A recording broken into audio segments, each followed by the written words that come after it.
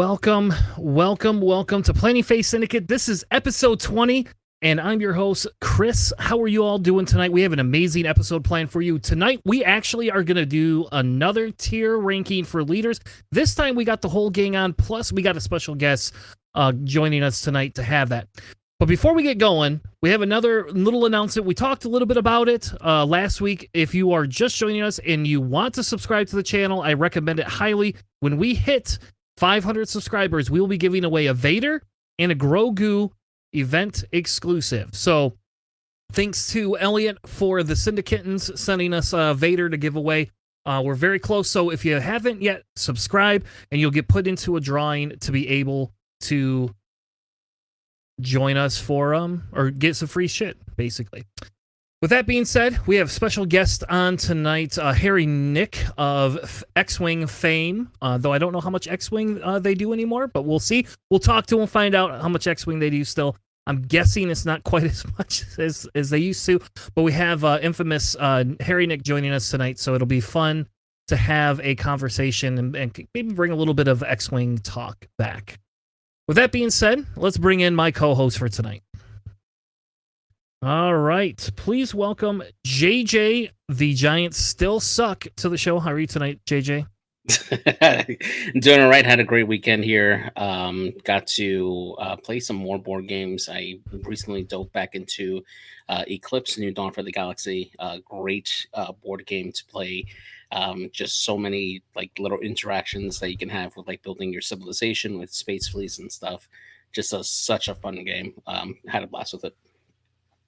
Awesome. Also joining me is Mr. Benchwarmer himself. How are you tonight, sir? I'm doing okay. I had a wedding yesterday for my buddy, so my voice might be a little bit hoarse. Saw Strange Darling. That was a fantastic film. Go in blind, please. But yeah, it was good. It was fun. Awesome. And our special guest for tonight, we like to bring people on. We did this when we did X-Wing, and here we go. We got Harry Nick on, but not to talk X-Wing, to talk Unlimited, but maybe a little X-Wing. How are you tonight, Harry? Or wow. It's funny. I've often got called Harry a lot on my channel from various comments. I'm good, thank you. Very, very nice. Love the intro. I spent the last couple of days housing for my parents and watching a lot of anime with my girlfriend. Nice. You can't pass that up. Have you? Okay, so I got to ask, have you watched... Is it Delicious? It's Delicious in Dungeons, I believe is the name of it. Yes, we got on that recently. It's great. Okay, that is my daughter, and I like weird, like I'm not super into anime, but I like anime, and like I used to watch it a lot when I was younger. And anyway, this show came on, and I was like, oh, it's a food show. I was like, all right, I want to watch an anime food show. That sounds like something nobody's ever done. And then that's how I got into it, and it was just like, oh, this is actually really good. And my daughter and I, we watched that together. Well, we did until the season ran out, but we watched that together, and that was super, super fun. Yeah, it's fantastic. I love the voice actor Sun Wong, ProZD on YouTube. If you guys are familiar, if you played God of War Ragnarok, he's the voice of Ratatoska. He's like the gruff dwarf guy. Yeah. Oh, okay. Awesome stuff. It's so much fun. So much fun. Well, thank you for joining us for the show. So if you don't know who Harry Nick is, he has a whole YouTube channel. We have the link in the description of the show. So when we post the show live on YouTube, you'll be able to click right onto his YouTube. You kind of went dark for a little while. Like you didn't cast anything for at least like a year, I think. I don't think we heard from you for over a year. And now all of a sudden, hey, you're back. We've seen you got some new videos up. Kind of tell us a little bit about yourself and what you do, especially now. Well, it was actually nearly 2 years, which is kind of scary to think about. That could just happen out of the blue. Actually, I think the last bit of content I made was recording with you guys, oddly enough, which was awesome, right. By the way. Yeah, really, really appreciate that. I think towards that period on my channel, I was sort of suffering a lot of burnout, both in my personal life, my job, and for the content in general. So thank you for inviting me on. That was great. And thank you for inviting me back on again. It was around the time, we were a few months into X-Wing 2.5, the big rules overhaul from AMG, which, look, if you want my opinion on that, just watch some of my videos. It's not not glowing, put it that way. And as strange as it may sound, I really feel like AMG just dropping support for X-Wing is one of the best things that could have happened, both for the game and for my own content. It's weirdly positive. Like, it shouldn't be, but it is, and I like that. And sort of part of that getting back into making content and, you know, starting to play Unlimited, it's meant, oh, cool, there's another cool game I can start talking about. I only get to talk about new content being made for the game that I play. Imagine that. Oh, yeah. So good. So are you following the XWA? And I guess I'm sidetracking here a little bit from our normal Unlimited content, but are you following the XWA or any of the stuff that they're working on big time. to continue the game?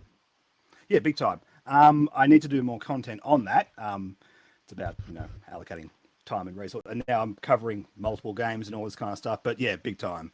Very excited to see what's going on with that. I did have a chat with Nick from, oh no, I'm going to get this wrong. Is it 312 Squadron? 312, yeah, good. Yeah. On his podcast, we're planning to do a recording for my channel, speaking more on the XWA stuff sometime in the future. But you guys have already done that. Yeah. If anyone watching here hasn't seen that, really good conversation. You just basically hit all the points I would have wanted to hit, and yeah, just really good. Yeah.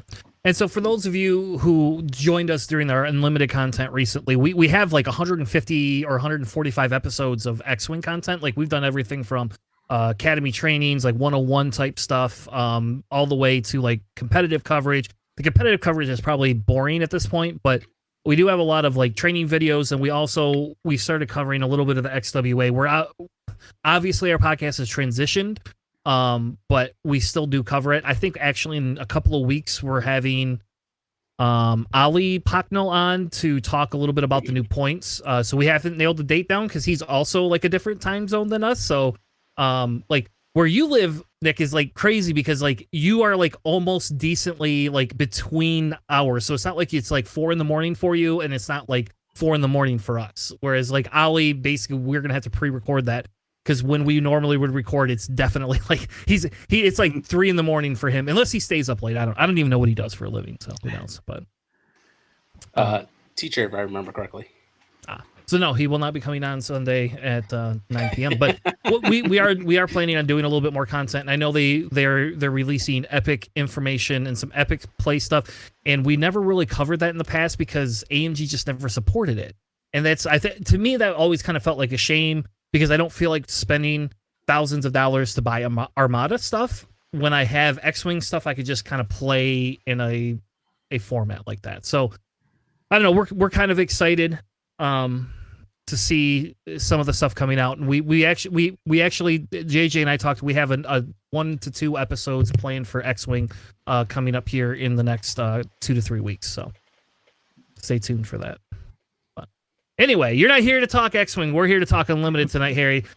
God, I'm gonna say it every time too. I know it's just like this is so JJ, you need to mark the timestamps down. I think we're just gonna have to make a blooper reel for every time I say Harry instead of Nick. So,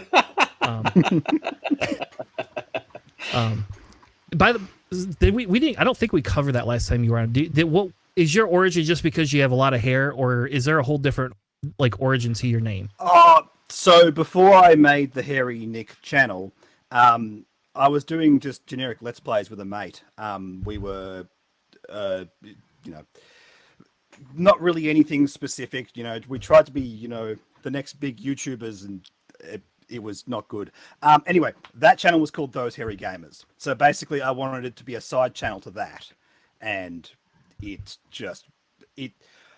I reckon we were making videos for that channel for about 2 years, and I overtook the subs for that in about a month. Wow. Yeah. Crazy. So before we get into, we're going to do our Galactic Gazette first, where we're going to talk about there's 2 spoiler cards that came out. We're going to talk about those, but before we do that, Nick, can you tell us, can you tell me a little bit about why you're excited about, Unlimited? What kind of drew you in? What brought you to, like, I know you had the lull, you were unhappy with AMG. We get the announcement, you're like, oh, now I can play X-Wing again. But then all of a sudden, now we're seeing you're playing Unlimited. So what brought you to Unlimited? Well, just with the direction my life's going with my work and stuff, I've been able to basically allocate more time to gaming. That's, the long and short of it, without going into any crazy details. And I've gotten really into the hobby side of things, miniature painting, all that kind of thing. But on the side of that, playing things like X-Wing or Marvel Crisis Protocol and that kind of stuff, I just really wanted something easy that I could just buy the product and go to the game store and play. So I have been into Magic in the past in various ways. Actually, honestly, I still am into Magic. But what's happened recently with Magic the Gathering is there's been so much bloat in terms of product release. It's been very hard to keep up with it in any kind of competitive way. I don't know if you guys played it at all, but the common thing I hear a lot is like, oh, I just play Commander now, which is an awesome format, don't get me wrong, but it's very much just a casual thing you can just buy cards for every now and then. And it's, it's awesome, but it doesn't really sate that sort of like weekly tournament kind of thing. I just picked up the starter decks for Unlimited. Happened to be in a shop. I know the owner. He's like, oh, hey, you should try this out. I'm like, okay, fine. I got a spare weekend. Read the rules, played it with my partner, and I'm like, oh, this game is actually phenomenal. And I think one of the key things about that is coming to it as a Magic player, it smooths out a lot of the problems with that game. Don't get me wrong, Magic is a phenomenal game, but Star Wars Unlimited is just so accessible. It's really, really well thought out. It puts fun at the heart of the game. Actually, from that point of view, it has a lot of the same appeal that X-Wing does. Really does.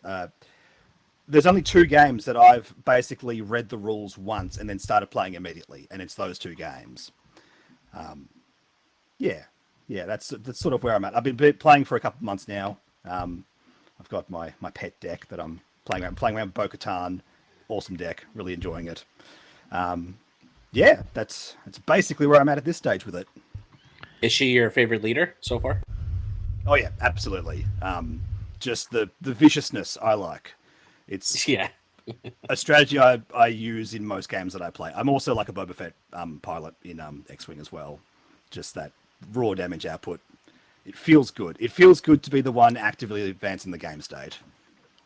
Yeah. Yeah, I've always described Unlimited as like a game significantly better than it has any right to being. Because I've never really played card games at all. I'm coming from X-Wing. And then everyone who plays X-Wing is playing this game. And then I tried it and I'm like, wow, this game's great. It fixes so many of those key barriers of entry that, again, look, Magic's great, but you gotta really like that style of game. Not everyone that plays X-Wing, I think, would be that keen on playing Magic. But the inroad from X-Wing to Unlimited is way easier, in my opinion. Yeah, it's very fun. Yeah, I think that's kind of one of the benefits, right? That we have here is we have, like it has taken off comparatively. I was not around for X-Wing 1.0, so I have no idea, like in terms how popular this was. I do know, like, I also was not around for Destiny, but I used to play Destiny as well, and that was kind of one of the things, like, when I picked this game up, I was like, nope, I'm done with FFG. They came out, they apologized, they made fun of themselves, and they basically said, hey, we know we made some mistakes. Let us give us one more chance and let's try to do better. And here we are. We still have product shortages, similar, but for different reasons at this point, right? The product shortages are definitely not as bad this side, in my opinion. I mean, our store got like 4 to 8 boxes extra, with our monthly stuff. And so we're able to continue to fill orders for people who want extra product. And hopefully they're saving me a couple boxes for draft, because that would be cool. I haven't been able to actually draft this game, this set yet. I've only done pre-releases. So I gotta get me some draft. It's a great format. Really solid. Well, all right. Well, enough about Harry. I did that one on purpose. Enough. Sure. Enough intro here. Why don't we jump to our Galactic Gazette and let's talk about the new spoilers.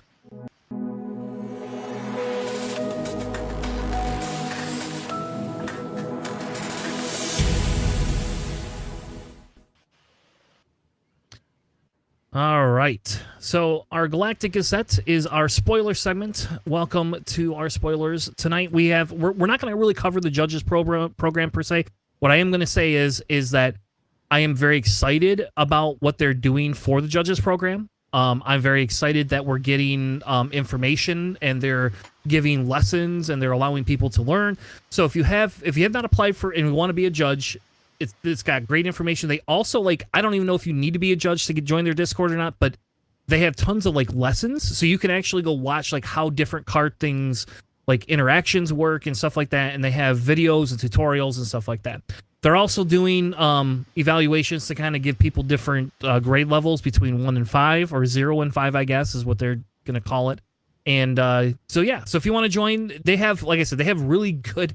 So far, they've had really good content. I was very surprised to get this out of a company running the judge program, but it's so much better than I thought it was going to be. And I think if you have not checked out their content and you would like to get further involved in rules and understanding how things work, head on over. You know what? I'll throw a link in the description for their Discord. How about that?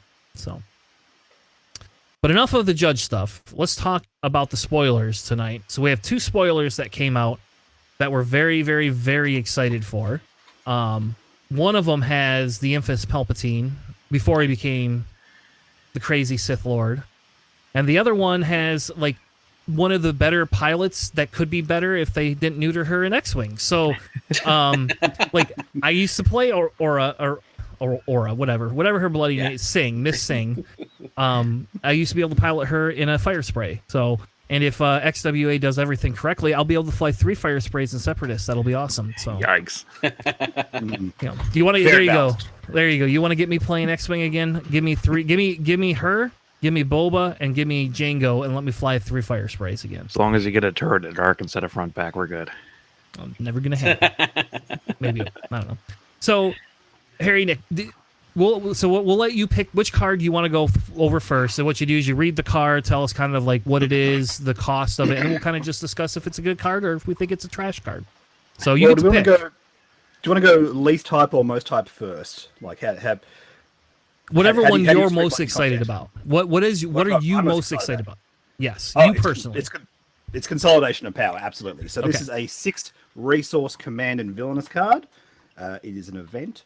Choose any number of friendly units. You may play a unit from your hand. It costs less. If it costs less than the total combined power of all those units for free. Then defeat the chosen units. So it's kind of riffing on the new exploit mechanic, but you still have to pay for it.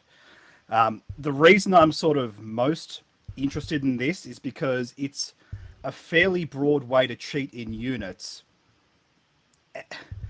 It feels so broad that it's going to do something busted somewhere. I just haven't worked out what it is yet. I guess that's what I'm trying to say here.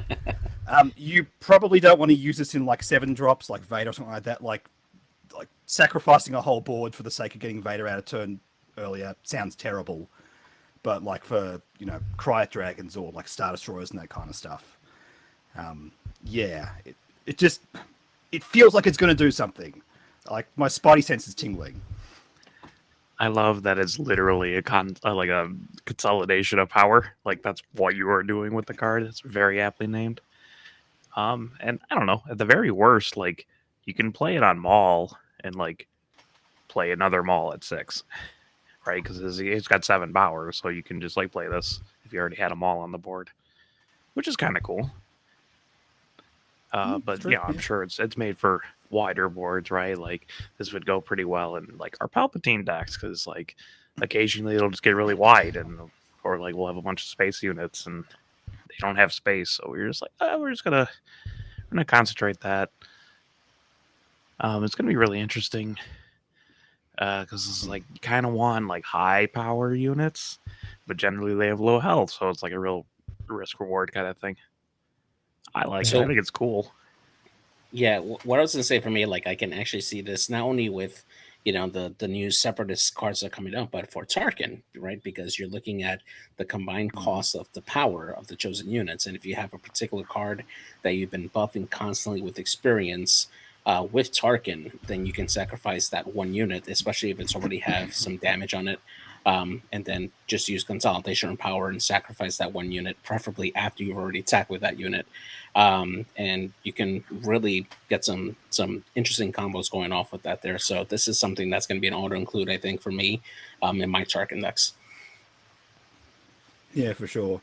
I'm kind of curious to see whether it's something that we specifically want to try and combo with, or it's something that we have a fairly solid mid-range strategy with some top end and, you know, a bunch of spam units on the low end. You know, are we leaning really hard into this? That's what I'm not sure about. Yeah, I think. How can I drop Crate Dragon on turn 4? Okay, That's there you what I need to know. That's the hard combo right there. Yeah. Well, because I think one of the big things too with this, right, is the fact that you, because of the power, your units don't have to be ready, so you can already have attack with them. But I think the big thing here with this is the fact that you're getting in set 3 a bunch of little droid token units, right? You know, which I'm a little sad. I want them to give me little miniatures to kind of stand up, but maybe I'll buy some like little card holders and I'll just like stand up my battle droids. But essentially, you got to think about it like if you play a couple of those where you get these battle droids out and you don't want to use the exploit function, this is to some extent the exploit function, especially if you've played all those for free. And I can almost guarantee, and yes, you're right, this is going to be a Pelp card. Like, if Pelp wasn't strong enough as it is, Pelp's going to be really strong if this could get out of control. Because you'll just be able to play get all your droid units, and then they have to waste their turns attacking them. Or they're going to have to use some sort of out-of-hand damage. Like, they're going to have to do something, because if I have, like, 7 of these stupid little droids that are worth 1, 1, and 1, yeah, you could just go to base, but now I'm just going to play this, and the next thing you know, I got a Maul, or, you know, if you could get a Crate Dragon, that's crazy, though. Like, I mean, I think a Crate Dragon on turn 4, I don't think they're going to, allow that to be possible, but, I mean, if they do, you know that's what I'll play. So, I mean, you get really close with something just like a Yularen, an Emperor's Royal Guard, an Escort Skiff. Like, those aren't, like, super out of craziness to not have all those at once. And then, you know, that's 7 power, and you just got to drop something that costs 3 or more or whatever, you know?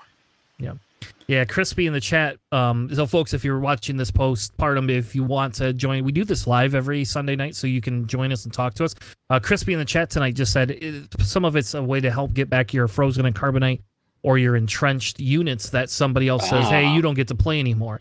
And that's a good point, because I actually had somebody do that last night, and if I had this stupid card, it would have been so much better, because they entrenched my Devastator, and they're literally just waiting. They're like, there's no way they're going to win this game. Like, I play a Relentless, they play an Avenger, I play a Devastator, they play it's just back and forth. But this would be a great way so that I could just sacrifice that and get another Devastator back out and call it a day.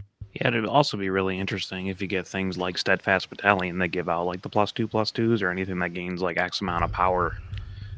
Ooh. That's a good. Yeah. So things like that, or maybe like I don't know, like Jetpack, right? It gives a +2, or actually Arm to the Teeth would be even better, because you're getting +2 and then someone else +2, then you can consolidate all that for an extra 4 that you wouldn't normally be able to. The one I thought about was General Veers. Just like universal buffing all your units. Really helps break the symmetry on something like this. Yeah. Man. Yeah, and I didn't think about that, because if you have like a lightsaber on something, like, so if you have like that fallen lightsaber and that unit's going to die the next turn, you literally could just play this to play a different card. Thank God it doesn't come in ready. How about that? Like, there you go. At least they didn't make this so it comes in ready, because I think then that would break the game. But it does say for free, which means technically if you want to run something out of Aspect, you wouldn't have to pay the Aspect penalty. If you're really, really digging for combos. Oh, could you imagine playing a Luke? So, okay, hold on. All right, so okay, this does not work as the same way with Luke, though, because it says then defeat the chosen unit. So it's not like you can defeat them, use Luke's BS ability to give -6 to something because you just defeated your own. That would be dirty. That would be even dirtier. Kind of Palpatine at first. Oh, no.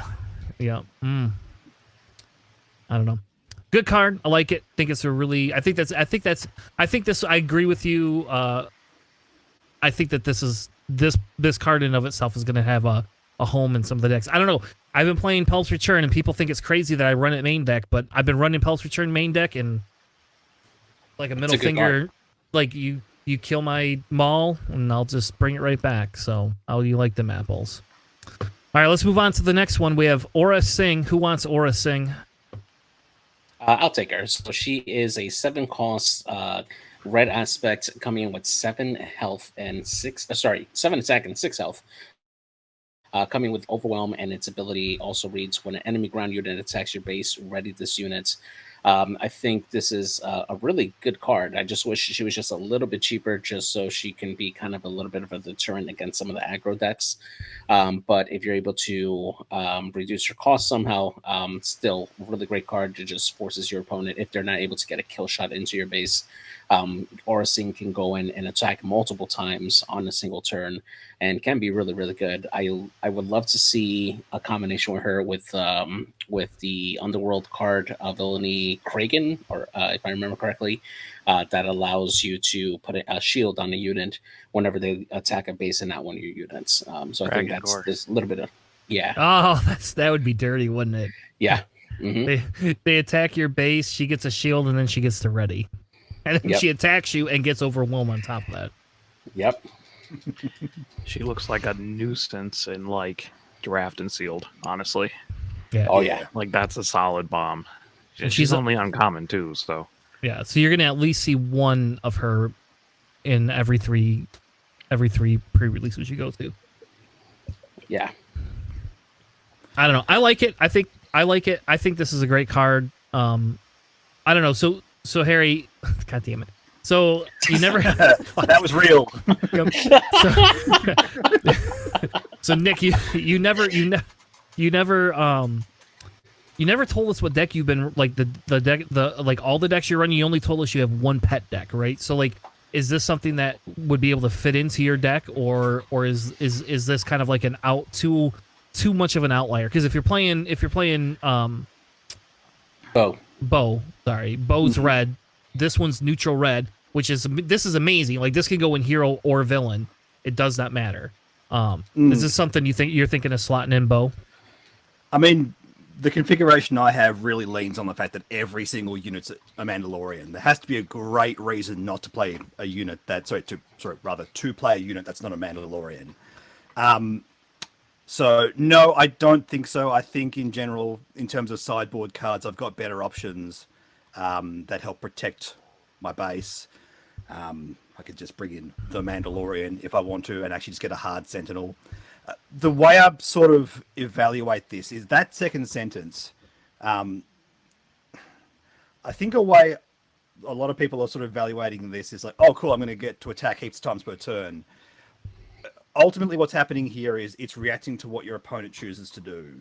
So in actual fact, this is just like kind of a red version of Sentinel, because you're punishing your opponent for attacking your base, yet the difference is you're not hard locking them out of doing that like a Sentinel would. So yeah, from that point of view, I think I agree with the assessment that if it were a little bit cheaper, I'd feel a bit better about it, because I'd worry that while this is awesome, if your base is going to die in the next hit anyway, it doesn't really help you. But bad Sentinel is still bad Sentinel, and red doesn't get access to that. So that's good from that point of view. I mean, I also look at it as, oh, you're attacking my base? Well, I'm just going to hit yours for 7. Hopefully you're attacking more than 7, or else I'm just gaining advantage, right? Exactly right. Like, you don't have to hit a unit. True. Because you are just readying it. So, like, anytime they swing at your base with a little dude, maybe like a battle droid or something, you just swing back for 7. And this puts you out of Wrecker range, right? Wrecker can't just one-shot this unit. Yeah, that's right. Yeah, absolutely.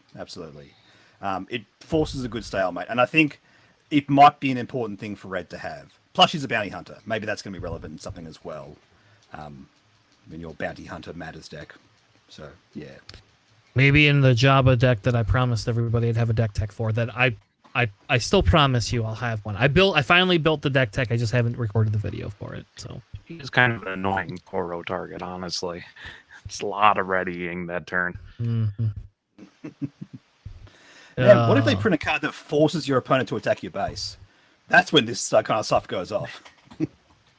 If they Opposite do, of get into your anger. yeah. If they do, we'll be playing it. You know that. So, all right. Well, I think that's all the spoilers we have for tonight.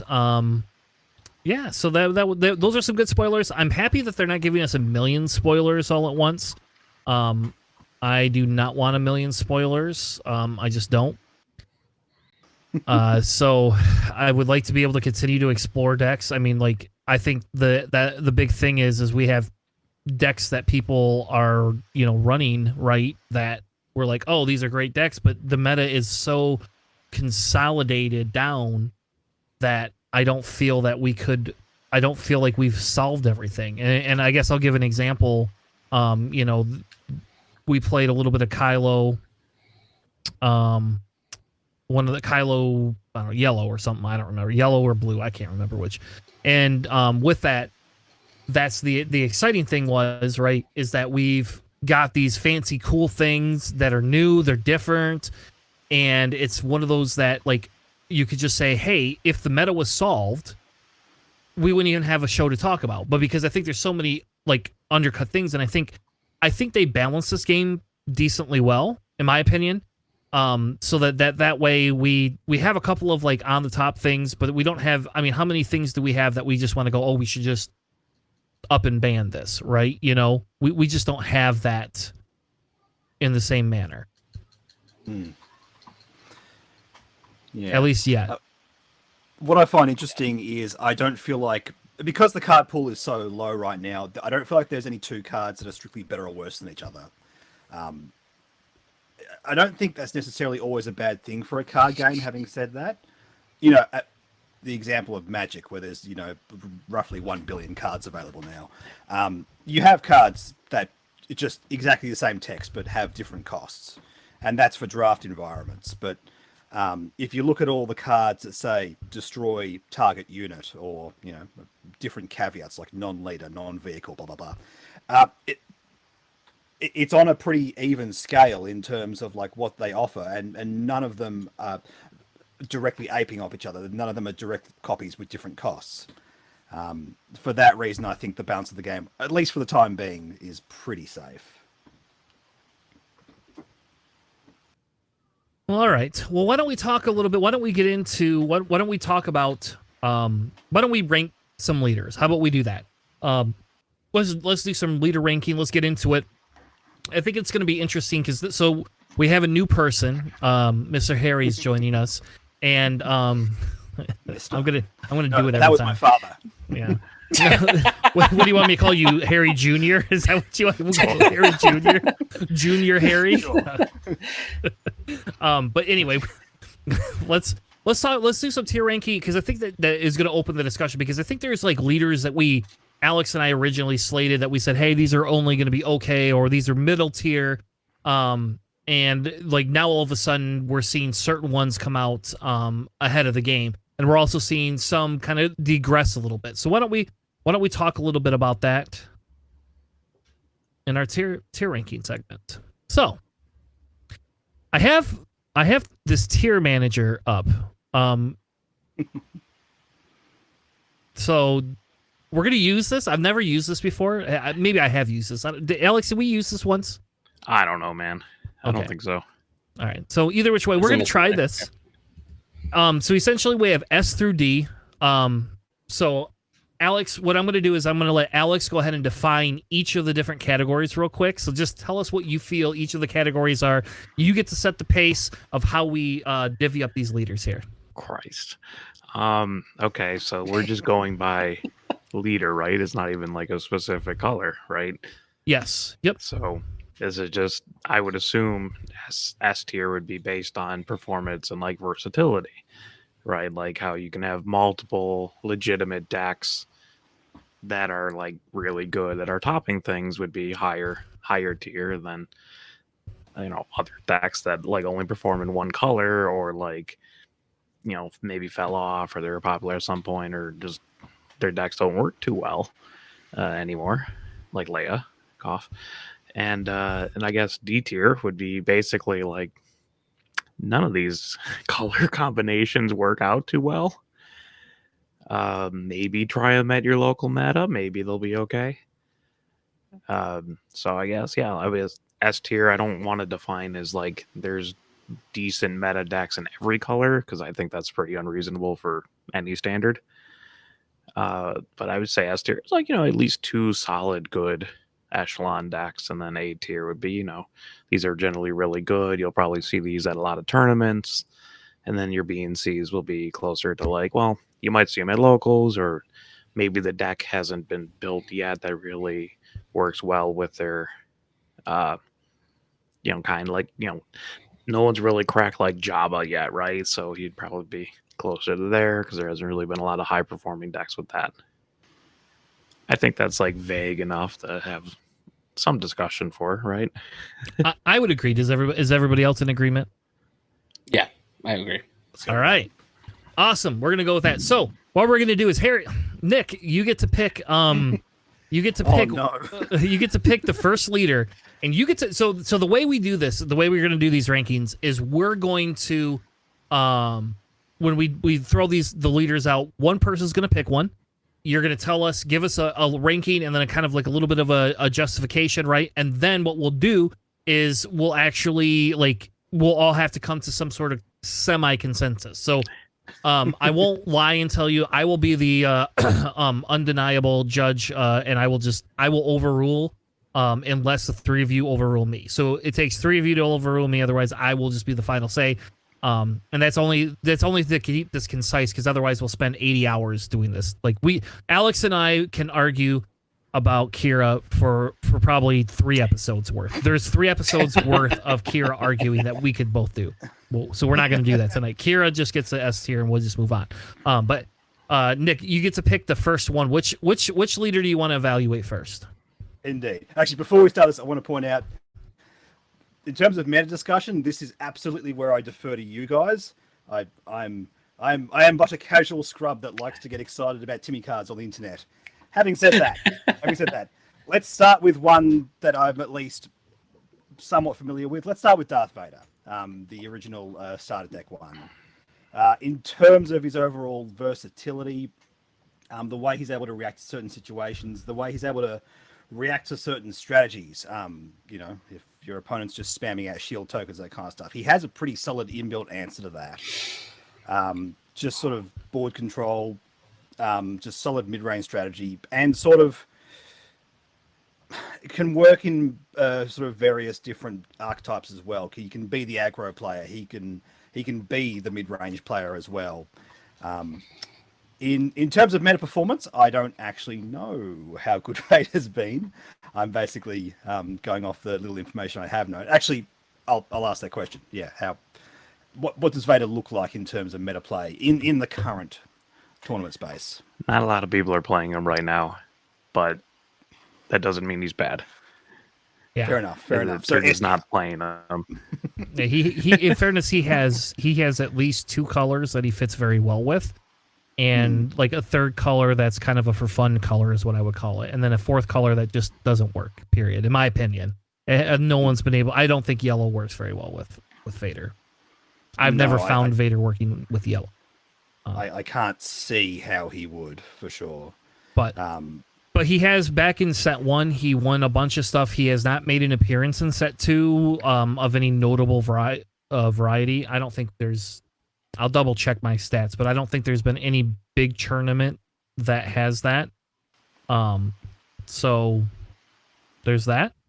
There you go. That's where Vader is. Yeah, fair enough. He feels broad enough that as more and more cards come out and the meta starts to fluctuate, like there's no reason why he couldn't come back into popularity. Yeah, absolutely. It's I'm not. sure he'll come back in popularity pretty soon too. I don't know if he's like this a term really good counter. I don't know if this term's ever been used in relation to Star Wars Unlimited. That's right. Have you ever heard the term parasitic when we're talking about game design? Mm-hmm. I have not. So will you elaborate for the audience and for me? It's basically very insular game design that only works within the set that it came out in. The example for Magic the Gathering is Energy from Kaladesh, if anyone here is familiar with that. But he's not relying on Imperials or anything like that. He's not relying on something that's only really a set 1 thing. So from that point of view, it means he has broad appeal as we move forward. And new fun toys come out. So where would you put him? Ooh. You put me on the spot here. It's between a B and an A. Is A pushing it too far? No, that's exactly where I put him. So Okay, it's up the JJ Tanner there. I agree with you. Yes. So- A. Let's do A. And so for me, I mean, Vader is iconic. You know, he is, you know, the one of the two leaders that you're going to get when you first start the game. His power is still very, very relevant for all the cards that are still here, even with all the new leaders. It is still a leader that can, when deployed, can absolutely swing the tide of the battle in your favor. And even more so when you start adding things like his lightsaber into the mix that can just absolutely decimate entire ground units in there.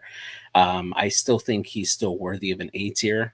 However, he's still bound to the two aspects that really just help him go from there. So he's not as versatile as some of the other leaders, and I think that kind of brings him down more towards the B tier. So that's where I think he lays ultimately. It's just the B tier. You need to get a lot of things right in a row in order for you to be really, really effective. And his ability doesn't really allow him too much to adapt as much, especially since you need to spend that one resource in order to activate his ability. And if you're kind of being starved with resources, that kind of hinders his performance a little bit. So I think B tier will probably be the safe. I mean, if I want to be more specific, a higher B tier than others. But that's where I feel Vader sits. Well, you don't get a higher B tier because I only have 5 categories. So I'm gonna overrule. I'm gonna play a. We're gonna play this aggressive. We're gonna be very aggressive with this, and I'm gonna say that he is. There we go. That looks better. All right. I'm going to say that he is definitely A tier, and that he has not. He just had the people haven't been using him. I think against Green Sabine, sometimes there's a little bit of a harder out if he's coming in too hard. But now he's got a few extra Sentinel units. He's got extra ping abilities, and he has the ability to ramp really hard. So I'm going to say A, even though we have not seen him win any tournaments recently. I think that's because people are bored of playing him. Blue Vader is still an incredible deck, and that's actually still going around like my local meta. Yeah. All right, JJ, we'll let you pick next. Which leader do you wanna oust? Well, might as well let's go with the other set one starter. Let's go with Luke Skywalker. Absolutely an A tier leader unit. His ability is still very, very relevant. Always being able to put shields on your units is so relevant, so useful. It just pairs very, very well with so many different archetypes there. You go Luke Green. You can do even a red Luke if you want to. If you want to get a little more aggressive, just pairing that with shields, so that way your units can survive that one devastating attack. Just so solid across the board, and yeah, he's easily an A. Yeah. Okay. Anyone else? I like Luke a lot. I think Green Luke is still pretty solid. Red Luke is also really solid. It's just I feel like he's just slightly below Vader, so it'd be like a high B tier as opposed to like a low A tier that Vader's in there.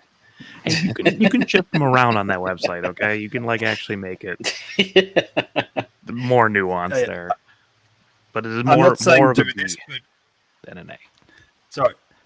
I'm not saying do this, but some people actually do get to the minutiae of it matters what order they're appearing in, and that's like with it.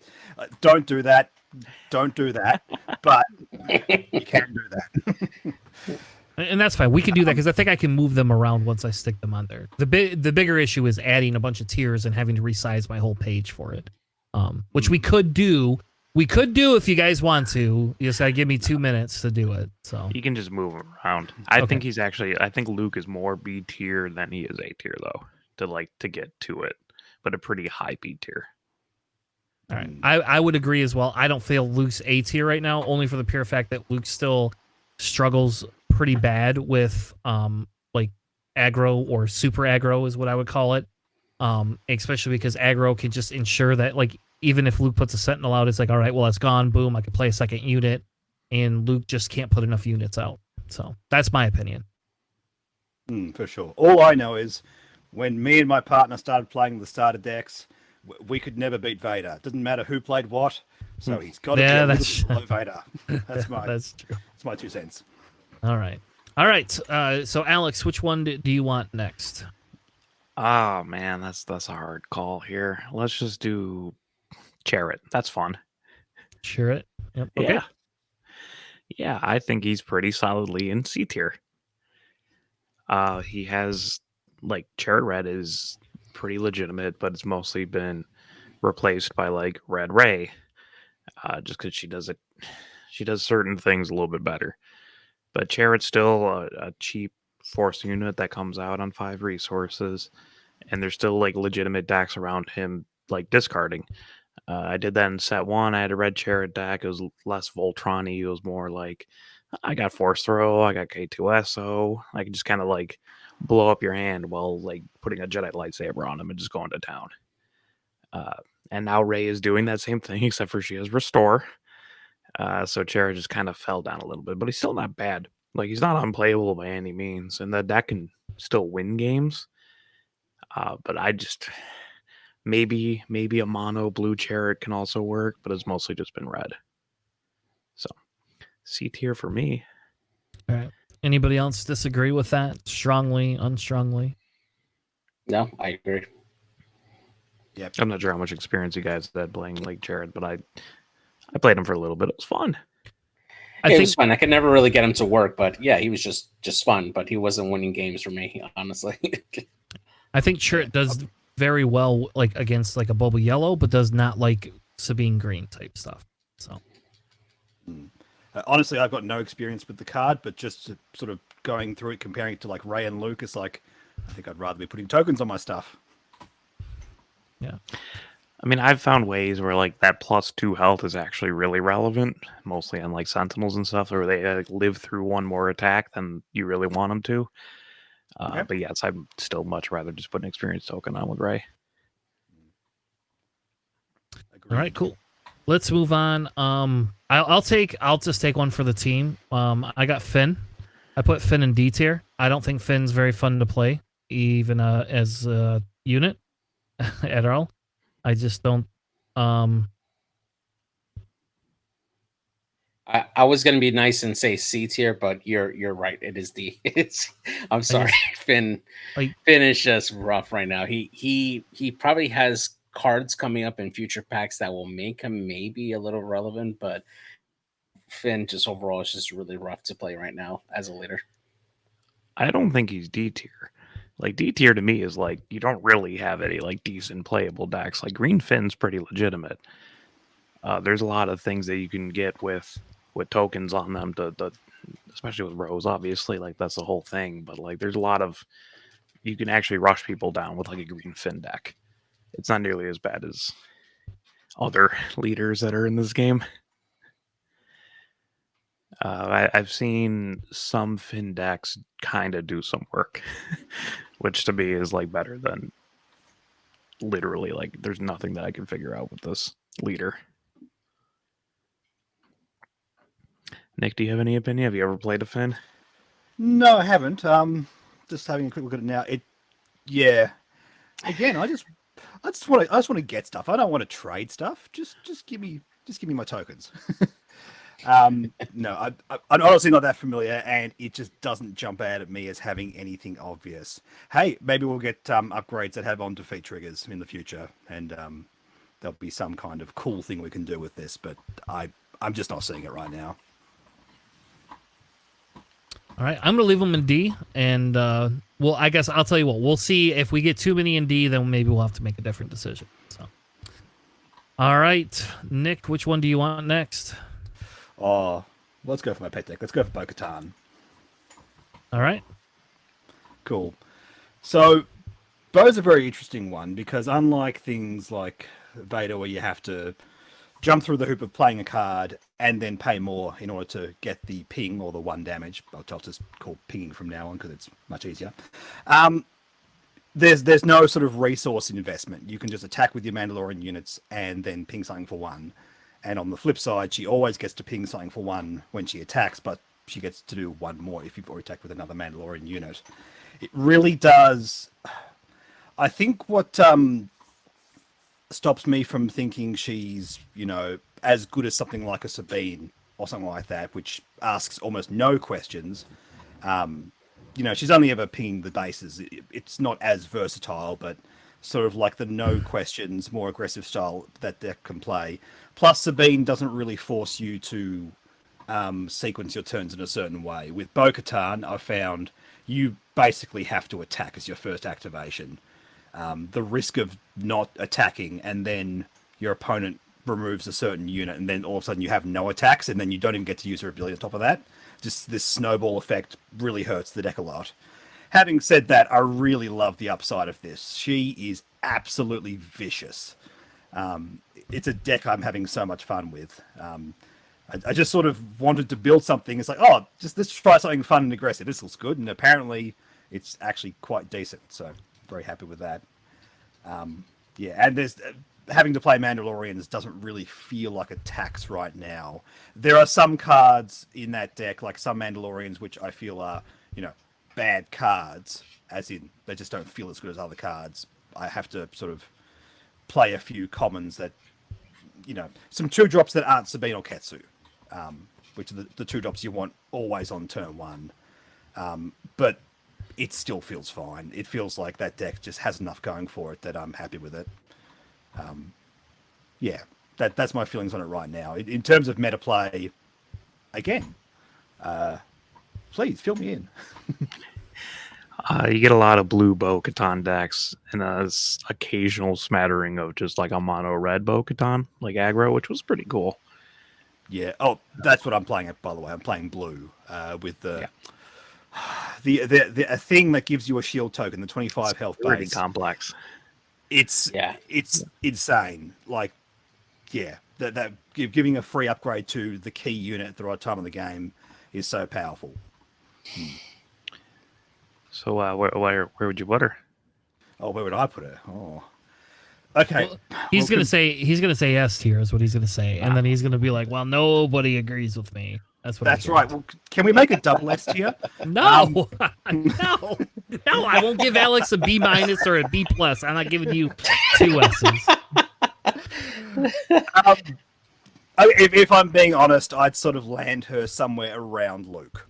I think is what I'd be doing. Below, somewhere between Luke and Vader is what I think is reasonable from my point of view. Unless some of you guys have other experiences. There's a couple locals that run like a pretty solid blue Bo-Katan deck. I think she's pretty solidly in B tier. I think she's definitely better than Chariot. I don't think she's as good as Luke. But that's maybe just because of the decks that I have my locals playing that are the Luke decks just tend to do a lot better than the Bo-Katan decks. My meta is also like super weird though and very like control leaning, so maybe that's why I like Luke more, just because he's a little bit harder to out than Bo-Katan. Not that it really should be a factor, but I actually really like the matchup against Luke with this deck. Oh yeah, just popping shields all day. Yeah. It just deals with his nonsense so well, so efficiently. I love it. Yeah. JJ, Tanner, do you got any opinion on? So, as a person who attempted to run a double red Bo-Katan deck, just for the sole purpose of having Bo-Katan in my deck without having to pay the extra aspect penalty, she definitely felt like a lot of fun. But you're absolutely right. Like, she has to have things go in a certain order in order for her to be very, very effective. And if you're opponent, I felt like I struggled the most against control decks that kind of like affect that rhythm. She felt like she didn't have enough tools in that particular deck to really deal with that. So I have switched over to like a blue Bo-Katan deck just to get more Mandalorians into the mix as well. She does feel pretty decent. I actually prefer her over the Mandalorian. And for me, I feel like she is a solid B tier leader for her ability. I think that as we get more more Mandalorians available in the different aspects, I think she'll have more weapons available that will probably make her more useful and probably raise her up. But I would rank her as a solid B right now.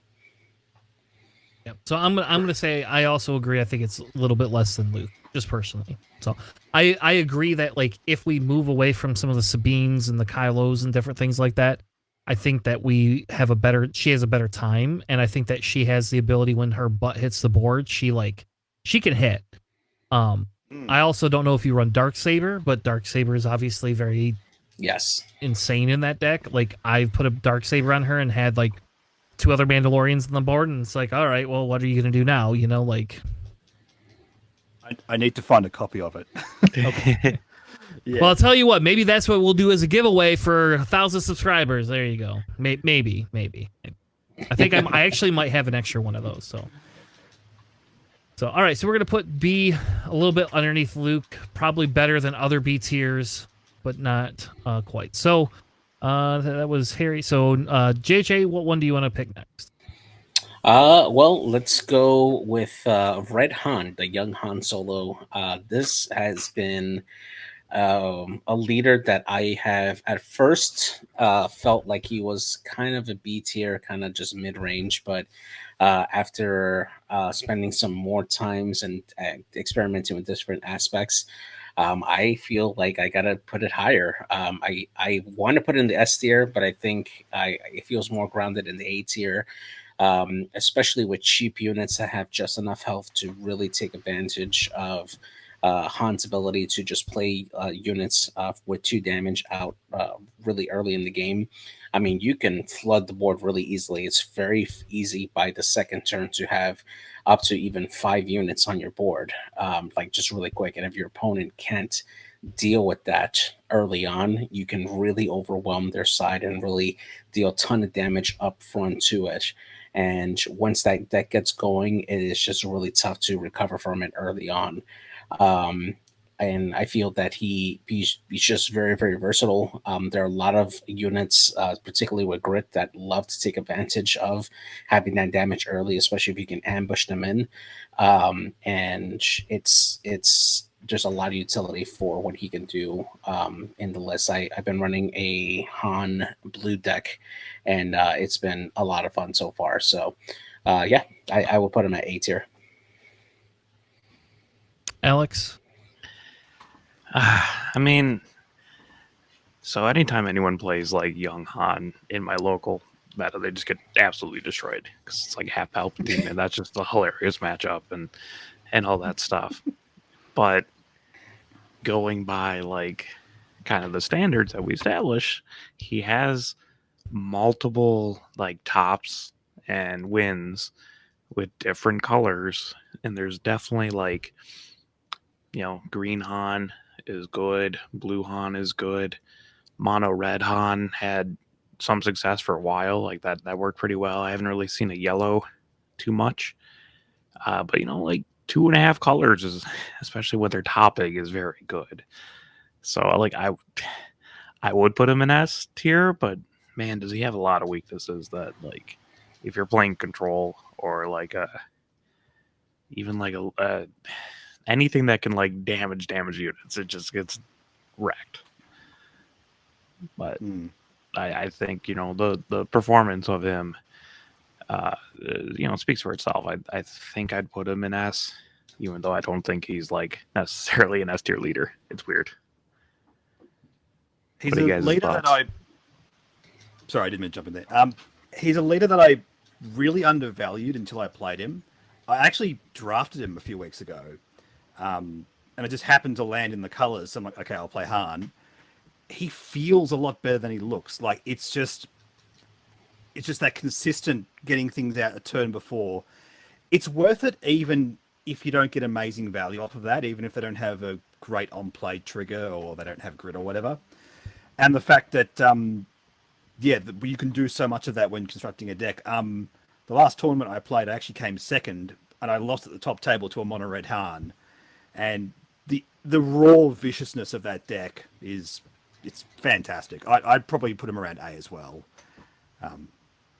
in terms of my own assessment. So So I'm going to say, I don't know. I have a hard time not saying he's an S tier, but I do think that there's counters to him. So I feel it's really hard to say here's an S tier leader. But we don't have any S tier leaders, right? Like, But there's like a counter to every leader, right? Like it's that's the true. But I think he has less counter. There you go. That's fine. You convinced me because he has less counters than a lot of the other leaders. How about that? There you go. That's I think that's the deciding factor. Because he does, and he even has viability with yellow, and I just don't think people have explored Baby Han yellow yet. Like, I think it's there, and I think that could be the next thing that the next iteration of Han that we see outside of blue. So I don't know. They just run pillage. I carry around like a green red Han, and like it does really well. Like I'll run through people with it, but is that a deck that I'm going to bring a tournament? Probably not. That's the weird dichotomy I have with it. Yeah. All right, so we'll stick in S tier for now, and then maybe we'll move them later. So, what was the Alex? What's your choice for the next one? Well, speaking of S tier, let's go with Grand Admiral Thrawn. I think he belongs in D because I have yet to see a deck that's even decent with him. JJ, you put Finn in D. At least he has a playable deck. Have you seen anyone try to run Grand Admiral Thrawn? Yes, he's sitting on the same screen as us. Yes. So back to I'm going to restate my defense of Thrawn. Very impassioned. This was really good, guys. So Thrawn was a leader that I jumped right to just because I'm a big fan of Thrawn in general. So he was the first leader that I really dove deep into when the game first started. I think he's gotten better now with the set 2 cards that come in. There's just a lot of tools he has access to. He's a very, very great control leader. He's got a lot of weapons that he can use to completely just stall an entire side of the board. I think he's probably the best space commander in the deck right now, or in the game right now, just because of his ability to disrupt the flow of a particular deck that's coming in there. With green, he has a lot of great cheap Sentinel units that could help just stall the game until he has an overwhelming Space Force on his end. Having access to the TIE Phantom in space gives him a lot of great attack that he can push into and just help stall the game, especially when you factor in Waylay, when you start factoring in Outmaneuver, all those trick cards that really help in. Triple Dark Raid is another great tech card for him. He has just a lot of versatility. Now, in my heart, I feel like he's a B, but realistically, he's a C. But you're not getting B. There is no way he's getting not a D. He is not a D by no way of the imagination. He's not a D. No. Yeah, I couldn't disagree more, man. He is. With blue, he's borderline playable. That's about it. There's nothing that he does that is better than pretty much anything else. That any other leader does. I don't really have anything to add with this one. I'm not familiar in terms of gameplay. It's clearly really, really fun design. It's clearly the kind of thing that's going to get... I don't want to call it a Timmy card, but it does feel like something like, oh, this is a really cool, unique thing that could really sort of get people excited. I think it's obvious it needs more stuff to make this kind of effect work. But yeah, I love that static ability that lets you look at the top card of each player's deck at the start of every activation. It feels really fun and unique. That's how about this? Would you rather play blue Boba or would you rather play blue Thrawn? That's the question I have. But Boba Fett's really cool. Actually, and I'd play blue Afra over blue Thrawn. That I would not do. I would play blue Thrawn over Afra. But yeah, Thrawn lets you spend a resource, by the way, for people who don't realize what he does. Spend a resource, reveal the top card of any player's deck, and then exhaust a unit that costs the same or less than him. So it exhausts. If you have a card that costs higher than that, which is good, I guess, against aggro, but you only tap down one unit, and aggro usually has a lot more than that. And what if both cards are really cheap? That's going to feel real bad. Yeah, it gets worse as the late game goes on, which is not what you want with the control deck. Oh yeah. So I'm gonna stick him in D tier. I'll give him better than Finn though. How about that? That's the compromise. He's better than Finn, but he's definitely not B tier. Finn He's is much better. I don't know about that. We'll see. Maybe we'll JJ and Alex. You guys can have a deck face off. How about that? You got to do webcam. You can do webcam. You got to do you got to do webcam, but you can do proxy cards. I'll allow proxy cards as long as you do webcam. So JJ, drive up to Michigan. And we'll play easy. You know what? Adepticon will have the match off, man. There we go. Yeah. by then we won't care. Thrawn will be about rotated by that point. So, all right, I'll go next. I know what if I pick Hondo, I know what's going to happen. So I'm going to pick Palpatine, and I'm going to say Palpatine is A tier. And I'm going to say Palpatine A tier over Vader, because Palpatine got a lot of new tools. Palpatine has 4 colors that work. All 4 of them technically work. There is one superior color and one sub-superior color, and then the other 2 are whatever. But Palpatine has a larger toolbox, in my opinion, than a lot of the other units do, because it can hit more colors. It has more wins than Vader, but not more wins than Han. And the main thing it suffers to is like a hard aggro, like what I would call hard aggro. Like even Sabine Green does not always win against Palpatine. How about that? So he's the reverse young Han for me, where I'm like, he's A tier, but to me he's S tier, because like that's how much I played Palpatine. That's what I'm good, like multiple levels of Palpatine decks that are good. But I agree that he'd be like an A tier, definitely above Vader. But like mono green Palpatine is, really easy to play, very fun. Blue Palpatine is pretty legitimate. Red Palpatine, as we did a whole episode last week on, can be good. And even like yellow Palpatine, it has seen play. Like people are slowly kind of working their way through exactly what they want with yellow Palpatine. But again, he's one of the few like late game counters to any bomb your opponent drops. Like I don't have to bring him out on 8 resources. I'm still gonna wait for the 10 for you to bring out that Great Dragon. But I mean, if you guys want to deliberate, we just had an old episode about Palpatine, so. Yep. JJ, what do you feel? Oh, sorry. Yeah, I'm right in the same boat with you.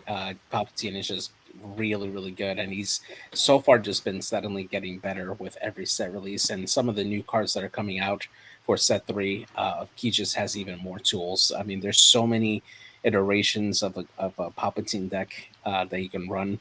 That I mean, you're never going to go wrong running Palpatine. He's just a great leader. It's really good. Yeah, agreed. Hard agree.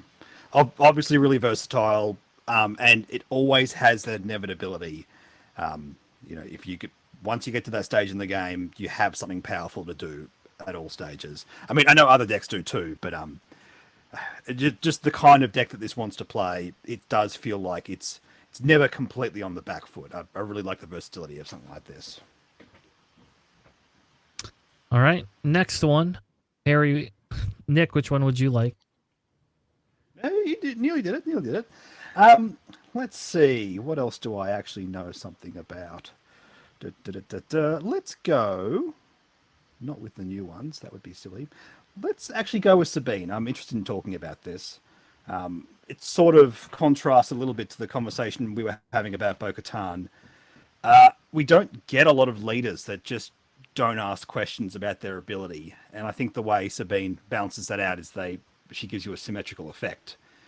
But on top of that, she's a 4-cost leader, so utterly aggressive. And I think at this stage of the game, before we have tokens, before we have, hyper efficient removal like that, this kind of effect is just, it's going to be an obviously powerful thing for the time being. And I think as the game fills out its mechanics, this kind of thing is going to get slightly worse. But for the time being, yeah, it's just so lovely, so vicious. I dig it. I dig it a lot. Yeah, I mean, Sabine's the one that's like one of the most popular ones from set 1 and still is one of the most popular ones from set 2. I mean, like, you haven't really seen too many yellow Sabines around or like mono red Sabines too much lately. But, you know, green Sabine is always a thing. And there's a lot more nuance now in Green Sabine. Like, you can go a whole rebel route with like the wing leaders and the fleet commanders. You can try to do like a Mandalorian thing. You know, the dark saber is always very good with her. You can go even a little bit more late game with like Poes and Wreckers, which I've seen a lot more now. So, I mean, the success, she's there, kind of belongs in S tier. I still don't think she's particularly incredible. But she is definitely a leader that you have to have some sort of answer for. Like, she's the most popular aggro, right? So you have to have something in your deck to respond to that kind of aggro pressure. And if you have to do that for your decks, that shows that you should think about that leader, right? Like, that is kind of an S tier thing where it's not warping the meta, but like it's always a consideration you have to have. Yeah, agreed. If you're thinking about it, that's a S or an A tier conversation. Yeah. All right, so is it better than Young Han or worse than Young Han? What does the record say on that one? The record technically says Sabine, but Young Han Blue is slowly catching up to Sabine. I don't know. I don't play Sabine, so I can't tell you if Sabine beats Young Blue Han. I would put Sabine ahead of Han. Okay. JJ, you agree? Yeah, I do. Currently, right now, she's the king. All right. Oop, hold on. Let me move Thrawn up here to the top in front of Sabine for you. There you go, JJ. Do you feel better? Yes, thank you. I appreciate that. All right, JJ, pick the next one. All right, so the next one here, let's. I mean, we're going to talk about Sabine. We got to talk about Boba Fett. Yeah, we absolutely have to talk about Boba Fett. He's the other contender here for S tier. I mean, double yellow Boba is a staple right now, and has been for a long time. Just so many tricks up the sleeve, being able to just any way you can remove an opponent off the board, being able to recover those resources so that we can play more cards or even more tricks and just absolutely decimate your opponent's side of the board is so good. He's got a lot of tricks up his sleeve. There's a very good very good cards that can go alongside with him. That just makes him very effective on offense. He is a very good, just mid-range leader. Just definitely deserves to be in the S tier for what he can do. Better than Han or Sabine, or worse than Han or Sabine? Better than Han, slightly worse than Sabine, in my opinion. Yeah, I would agree. He's, I mean, yellow Boba is very popular. I still think green Boba is better. But the fact that he's got two like really high tier decks, and like red Boba is not terrible, and blue Boba hasn't been explored as much, but it's still not that bad. Mostly just because Boba Leader himself is just really strong. I think he has more weaknesses than Sabine does. He tends to stall out occasionally, where Sabine usually doesn't. So that's my justification for putting it under Sabine. Again, anyone who plays like Boba around our meta just gets wrecked because there's a lot of control, and that's a huge glaring weakness for Boba. Is the end game, late game, anything is usually trouble because they usually just top out at. Well, now they're playing Maul if you're doing green, but usually it's like Fire Spray, and if you can take care of a Fire Spray, you're probably good. But getting to that point is that's the problem, right? He's a very strong mid range. player, and his pieces only got a lot better with like Forlom and Zuckus, and Boba Fett's armor is disgusting when you put it on a leader. That's such a pain to out. So you got a lot more tools. All right. Alex, next. What one do you want to do next? Ooh, give me Kylo. I think that's an interesting discussion. I would put Kylo in B. Red, mono red Kylo and yellow Kylo are very, very fast, and most decks just aren't equipped to handle the speed because they are faster than Sabine. But man, if you hit like 6 resources, you basically lost the game at that point. So you got some real glaring. If they can stall you out long enough, then your deck just suffers immensely. But if they don't end up stalling you out for like the first couple turns, you win so fast. Like I had games go like 3 turns and just done. So I think solidly in B. I think he punches above his weight against a lot of decks, but man, like again, if they stall you out or have any way of just a lot of sentinels or a lot of like trading units, Kylo doesn't do that much. Yeah, he's a one-trick pony.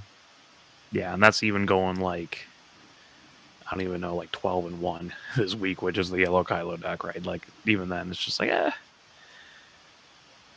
not sure. It's good for the meta, right? If we're getting a lot of aggro meta, but it's bad if it's bad. It's bad in the long run. How about that? I don't think it survives the long run. Yeah. Yeah, it's again, it's just like most decks right now aren't equipped to handle his speed, but decks in the future easily can just make some adjustments, and you're just like, oh well, cool, Kylo. He's done now. They had a forced joke, like he's just dead, and there goes like 10 damage they were gonna do. So it's another one of those things where I think like token spam, getting that into the game, it's not going to make these things invalid, but it's going to really help sort of provide a consistent answer for this kind of stuff. Yeah, it's really good if you have a big Sabine meta, right? Like if you have all this other aggro, it does very well because it can out aggro you. But I'll tell you what, yeah, it does not like red at all. So, all right, the next one that I'm going to pick is, I guess if we're going to kind of go down this, I'm going to pick, I won't pick IG. I'll let JJ tell us why he thinks that's S tier as well. I'm going to pick Krennic, and I'm going to put Krennic in B tier, and I'm going to put him under Kylo. I think Krennic is very good in one color, and that's about it. And I think that one color is being outshined by other leaders in that color group. So I think Kira's better. Period. And the numbers say Kira's better. I like Krennic a lot. I would take Krennic over Iden, and that's probably a very controversial statement. I think green Krennic, I'm sure that's what you're alluding to, is very strong.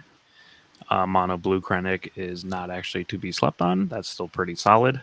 I have a local of mine that loves his blue Krennic and just like top forward in set 1 with just mono blue Krennic, which is nuts. I think there's stuff there. I would put him below Kylo. But I think he's still solid. Not a lot of people are playing Krennic right now. That doesn't mean he's bad. Like this is the same thing with Vader, right? Like he's still really good. They, green and blue pool got a lot better for villainy, especially with like the Pike Sentinel, right? Like that's just a pain to out because he's a 2/3. He'd probably do 2 damage to him. Now he's 3/1, and that's just a pain. So the big reason I throw it a little bit lower, just so you know, is because a lot of times now they could kill a unit, and it's not like leaving part of a unit on the board until you hit late game. That's sure, but you like can't Child can still exist. So, yeah, I mean, like JJ, I'm not sure how much Krennic have you played against. Do you have any opinions on I- Krennic? No, I've played quite a few games against Krennic early on in set one. I haven't seen him much in set two. I always felt like he was mid tier for what he could do. Again, just really dependent on having the right cards at the right time. And if anything kind of disrupts that rhythm, again, he just suffers in his effectiveness there. I would believe that based on some of the cards we've seen in set two, he would have gotten better for it. But again, I'm just not seeing him being played as much. So for me, just on the vast amount of games I've played, I've maybe faced like 5 Krennics, and all of them just did not do well. So for me, he feels like he could be a B tier, and that's where I'll leave him. It's just B. Can I ask a question? Would you rather have a Chilson that's a 5/5 that can do 6/5 damage, or would you rather have a Chilson that can be a 5/5 and whatever damage on him can be added to his damage output? I mean, sure, but you know, if you don't 'Cause I'm just gonna bring First Light out, and Kira does that better. I was going to say, man, you're really leading into that 2-card Yeah. combo. Yeah, I was gonna say yeah. I'm sorry, it's a great combo, and That's 3 turns apart from each other. Yeah. Your opponent has to not out any of them. I'm just going to say, I don't have anything to add in terms of the discussion with Krennic. I just completely agree with what you guys are saying. I just want to say I love the art. He looks like an anime hero. He looks like he's out of JoJo's Bizarre Adventure. And that's just awesome. And that makes him an A tier, Yes. in my opinion. He just needs to be like doing one of these or something like that. He needs to stand. Yeah. I mean, technically he lost to Thrawn, right? So, you know, there's that. Yeah. But that's spoilers. If you haven't read the Thrawn books, I guess we'll keep moving on. All right. Nick, which one do you want? Let's see, what do we got left? Let's talk about Leia, actually, because I'm selfish and I'm building a Pauper Leia deck for a tournament coming up, and I'm very curious to see what you guys think of it. So this is an example of a parasitic sort of design where it really does rely on the sets bringing out a good glut of rebel characters. And I think what stops her from being really, really solid is the fact that you have to be able to attack with 2 units. And ultimately, when you're talking about the units in your board state, you have to remember your opponent generally has more agency over that than you do. So that really stops her from, you know, going off in certain situations. She's obviously going to struggle against control and things that can burn down her units and that kind of thing. Obviously, you can sort of build around that. You can make her hyper efficient by giving her lots of good cheap units with good on attack triggers, which the Rebellion does really well at. But in terms of what she's trying to do, there is just that inherent risk. Now, my understanding is she did okay in the set 1 meta, but struggling now in the set 2. Is that correct? Oh, yeah. Indeed. She got no buffs comparatively. Like Sabine didn't care about rebels as much as she does. Did she get? Is there any decent rebels in the second set at all? I don't think there is. My wing, but that's not that good. There's Sabine and Ketsu, I guess, but yeah. It's the kind of thing where, like, hey, if we get more rebels in the future, and we obviously will at one point, they'll just be a smattering of decent things, and if the right pieces come together, great. But yeah, very cool design. I like the fluffy stuff that, you know, sort of relies on, you know, what we'd call it a tribal synergy in Magic, where like a certain kind of trait matters or a creature type matters in that regard. And yeah, it's a lot of fun. But I think we'd probably be looking at like a C or a D for Leia, I'd imagine. I put her at a C personally. A C, yeah. That's just me. Ooh, Yeah, looking at the stuff honestly. around her, that makes sense. Yeah. Honestly, I'd put her in a D just because, like, the only thing she got was, like, Cassian, who's great, but she got outpaced in set 1 by Sabine and has not jumped off at all. And I have not seen any tournament when anyone brought Leia at all. Oh, so what you're saying is people would just build basically the same deck, but just use Sabine instead. Usually, Yeah. without the Yeah. restrictions of having rebels, right? Like you just get a Yeah. an Now aggro that you say leader. it that way, it doesn't Yeah. feel great at all. Yeah. I mean, she's not terrible. Like she's not like unplayable. She's just not like she's just outpaced by most other things. Like I'd Yeah. rather run Young Han or Sabine or even like a couple of the other leaders. Like even Luke. It's just she just kind of faltered. She's not as fast, and there's more removal and sentinels now than there were. So she just doesn't output nearly as much damage. So Makes sense. Like, I think if she got a decent amount of on-attack triggers, that's the kind of thing that could push her over the edge. But yeah, I think it's there right now. Well, and they won't give us too many cheats because they did that in Destiny and fucked everything up. So Fair. I used to be able to activate all of my what they would call leaders, right? In Destiny. If you had the right draw cards turn 1, you could literally activate Chopper, R2, and C3PO and resolve a bunch of dice. It was stupid. It was the worst thing ever. All right, so we'll put her in the high D. We'll give her a high D. Better than Thrawn and Finn. I'm Just above JJ's. Yeah. Yeah. Yeah. All right. No, I agree. With Sorry, that. man. JJ, you're next. All right, cool. So let's talk about Jabba the Hutt. Jabba the Hutt is a leader that I feel should be placing a lot more higher. I mean, he's a ton of fun. I love playing him with yellow, just to really like throw in all the different tricks and stuff that you can do with Jabba the Hutt. I mean, adding in Rancors in there as well feels very, very thematic. He can definitely get going if you manage to ramp up fast enough. To get some of the larger units out there. Jabba can absolutely decimate on the board there. He feels a little constrained at times as well, because he does want to ramp up as much as possible just to get those larger characters, but he's not as effective as getting up there and maintaining the board state as well as like Palpatine can. So for that, I think he is a solid B in my opinion, but with more cards coming in Wave 3, could probably go up to an A. All right, so if you want my opinion, he's the best C that we have. On the short side of things, I don't think he fits the B. I think if he fits B, he's like low end B. Like I still even think Krennic beats Jabba.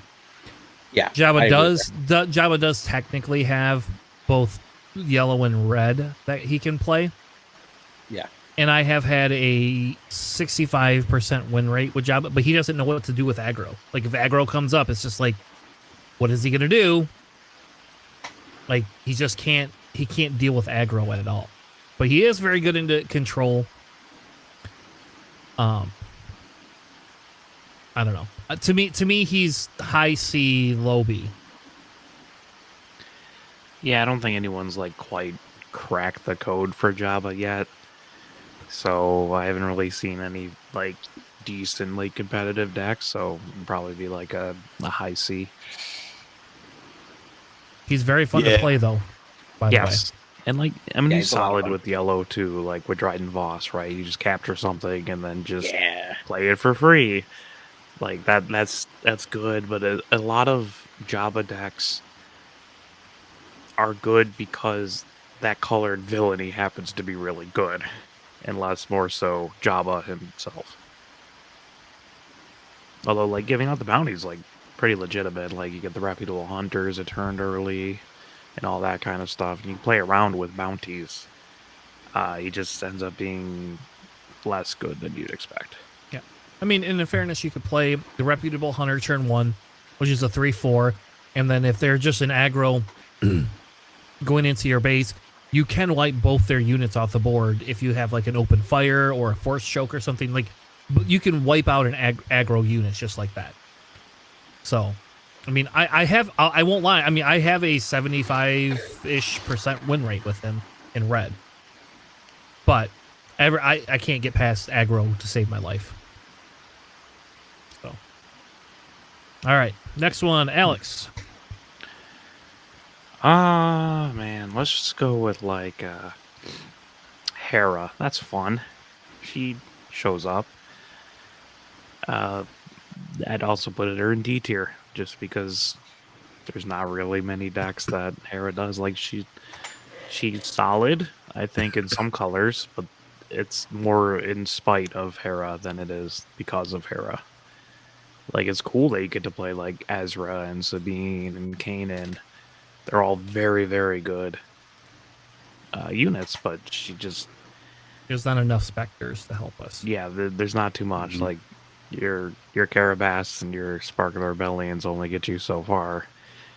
Mono green is interesting because of like the enterprising lackeys and all that kind of stuff, but it's just it doesn't work out nearly as well as most other leaders, especially in heroism. Better than Leia? Worse than Leia? Probably worse than Leia. Better than Leia. Finn? Like I think Finn is better than Leia, so it's probably not a good question for me. I would say she's better than Grand Admiral Thrawn, though. Yeah. That's just you. It feels like because she's obviously wants you to play all these sets of cards. It's making you play a very specific pool of cards, and that pool of cards has to be good. Like that pool of cards essentially has to make a solid mid-range deck all on its own. You obviously can play cards outside of that as well, but Yeah. They have to be good enough to not have a leader ability that can do something else. Like you have to have a really good reason to take it. And I don't think the cards we have right now really justify where we are right now, anyway. Yeah, probably in set 4 or set 5 when they reveal like the Ahsoka show's version of the Spectre cards, then maybe she'll jump up a tier or two. But as is right now, I mean, she's just she really suffers from having a blank ability, honestly. So it's, I mean, what's worse though too is that since those they are uniques, you can only really have one copy of those cards out on the board of the named ones at a time, right? You can only have one Ezra, one Kanan, and that's it. Like you can't span multiple copies of them. So it really just limits her ability, period. Like it doesn't make her any more better when they're out there on the board, other than just ignoring their aspect costs. So beyond that, that's not really a big bonus if you're trying to play against some of the more aggressive decks or even control decks. So she just suffers a lot, and honestly, she just belongs in the D tier for now. All right, Agreed. So I'm going to pick Hunter. I say that holding her B-wing.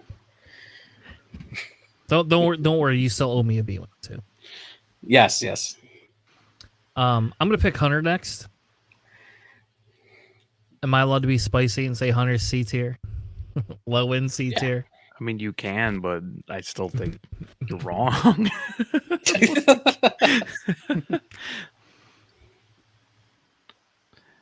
Why do you think he's C? Is Hunter better than Thrawn, Alex? I think Thrawn is the worst one that we've done so far. Oh. Right. So I think Hunter... The problem is Hunter has like one color he excels in.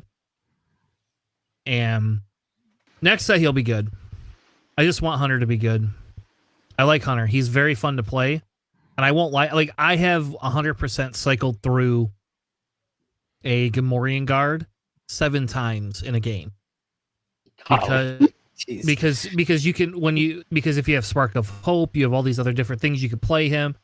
You can use your Spark of Hope, bring them back. You could basically reoccur some of these like no-named ones that you're just bringing back, because you could put them in your resource pile, and then Hunter can spend a resource to bring him back in if you have another copy on the board. So you do have to have some copies. You can't just like miraculously make one appear. You're recurring. How are you reoccurring the Gamorreans? Not with Hunter's ability, right? No, when they die, you play Spark of Hope, and it puts them in your resources, right? Right. And then the next time you play a Gamorrean guard, you could spend one resource and pull that guy out and put him into your hand. You know, it has to be a unique unit, right? Why does that to be unique? Because that's what Hunter's ability is. Oh, then no. It's really- All right, fine. You can have him in B then. And back below Thrawn. Thank you. No, he's better than Thrawn.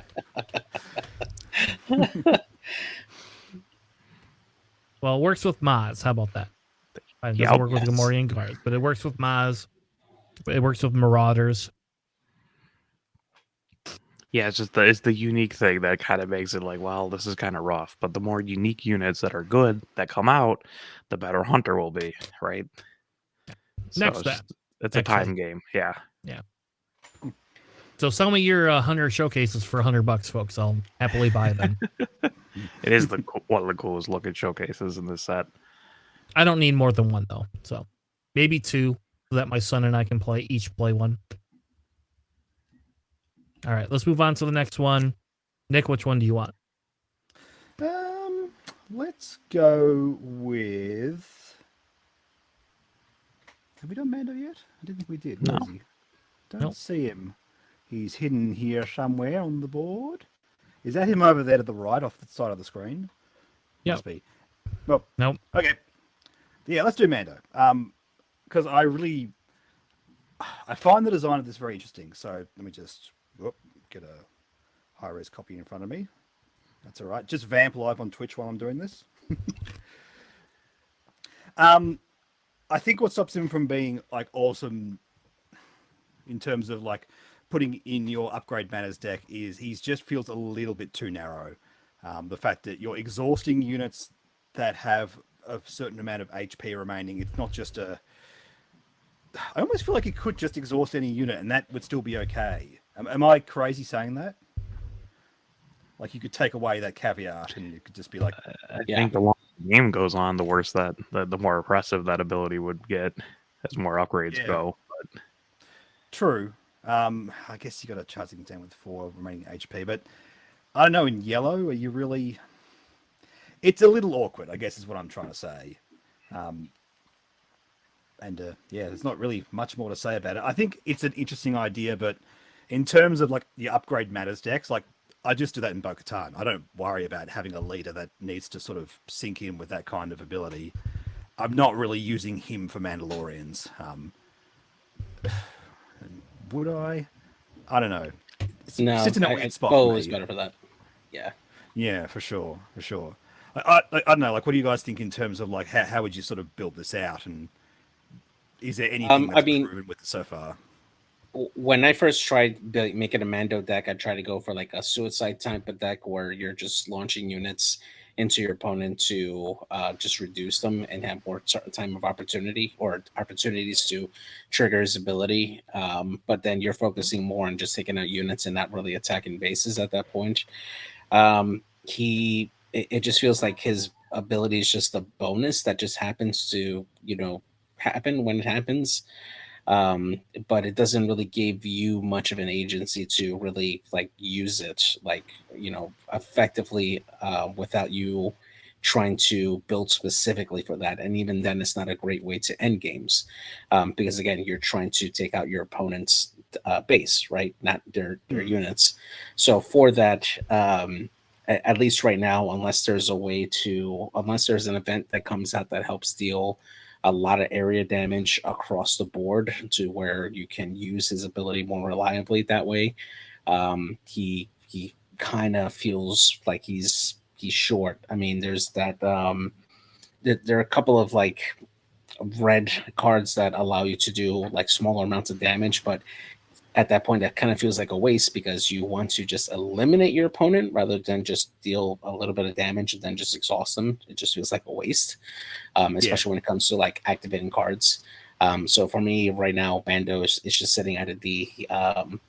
He has some decent cards that can make him good, but his ability overall just feels like you're doing more of a chore trying to make it work than it being a complement to the rest of your list. Yeah, and I think another thing as well is it's formatted as when you play an upgrade, not when a unit becomes upgraded, because so much of the Mandalorian strategy across their cards is getting upgrades from other effects. Like the Armorer is by far the best way to spam out upgrades in that deck. This does not trigger off the Armorer. It's not an upgrade card that you've played. You've upgraded your units, but you have not played an upgrade, and that kind of sucks. Yeah, I put him in like a lower C. There has been like a couple like blue Mando decks that are semi-competitive. Like people have made Mandalorian work. People just didn't jump on the Mando bandwagon. So I don't think he's like completely unplayable. I think people just didn't put the effort into figuring out stuff for him. But there's been like a minor success with like a blue Mandalorian deck that I've seen. That makes sense. So it's up to whatever kind of consensus you guys are, either like a high D or a low C. So I feel he's low C. I think there's something there that we're missing a little bit.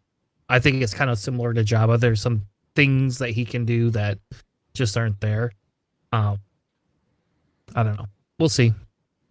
It's because he's a yellow, and so it's just really weird, like what you're gonna run him in. Because what has the most upgrades? Well, it's gonna do the most. So, all right, let's move on. Who picked Mando? I don't remember anymore. It was me. All right, so JJ, you're next. All right, let's see. Let's go with Yellow Han, actually, the OG Han. So definitely a ton of fun. Being able to use his ability to ramp up really fast is really fun for him. You can get some really powerful units early on with his ability. And I love playing the Millennium Falcon with him as well. It's just a ton of fun to just have that ship on there. I think he is still very solid. We still see Yellow Han very much in the meta still with the set 2 decks. He's got a lot of tools that really help him. Smuggle cards really help his ability, in my opinion, as well, just to pull additional units from your resource pile once you start getting into those higher numbers of cards as well. He is very, very solid. He's an A in my book. Man, that's tough. Between putting like A and S, right? Because he's mono yellow. Han has won like 2 or 3 days in Gen Con, right? And like green yellow Han is a very legitimate deck that was doing some work. It's kind of like the same thing with Boba, right? It's just like, well, these 2 decks win a lot and they're very strong and they've been doing well. I think he's got a little bit more weaknesses than Boba, especially like hand destruction. Just really is not good for him, even if you are smuggling a lot of stuff out. So I still want to put him at like low end of S tier behind his younger self. Personally, I don't think he's like the craziest leader out there. But I mean, he's a lot of success, a lot of good. He's really good in set 1 too. So it's just doing it more. I love the way he interacts with like newer mechanics, like Smuggle you were saying. But anything that interacts with your own discard pile, all this kind of stuff, it seems like it's something that's going to benefit from new cards coming out as well. Now, also, I have to ask a question here because I wasn't playing when set 1 came out. Do we have confirmation that this art is intentionally trying to reference the Star Wars Holiday Special? Is this actually a thing? Because you know what I mean, right?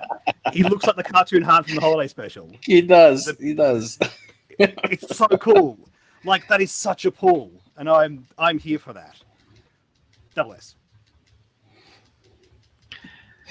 I don't think I've ever noticed that. That's hilarious.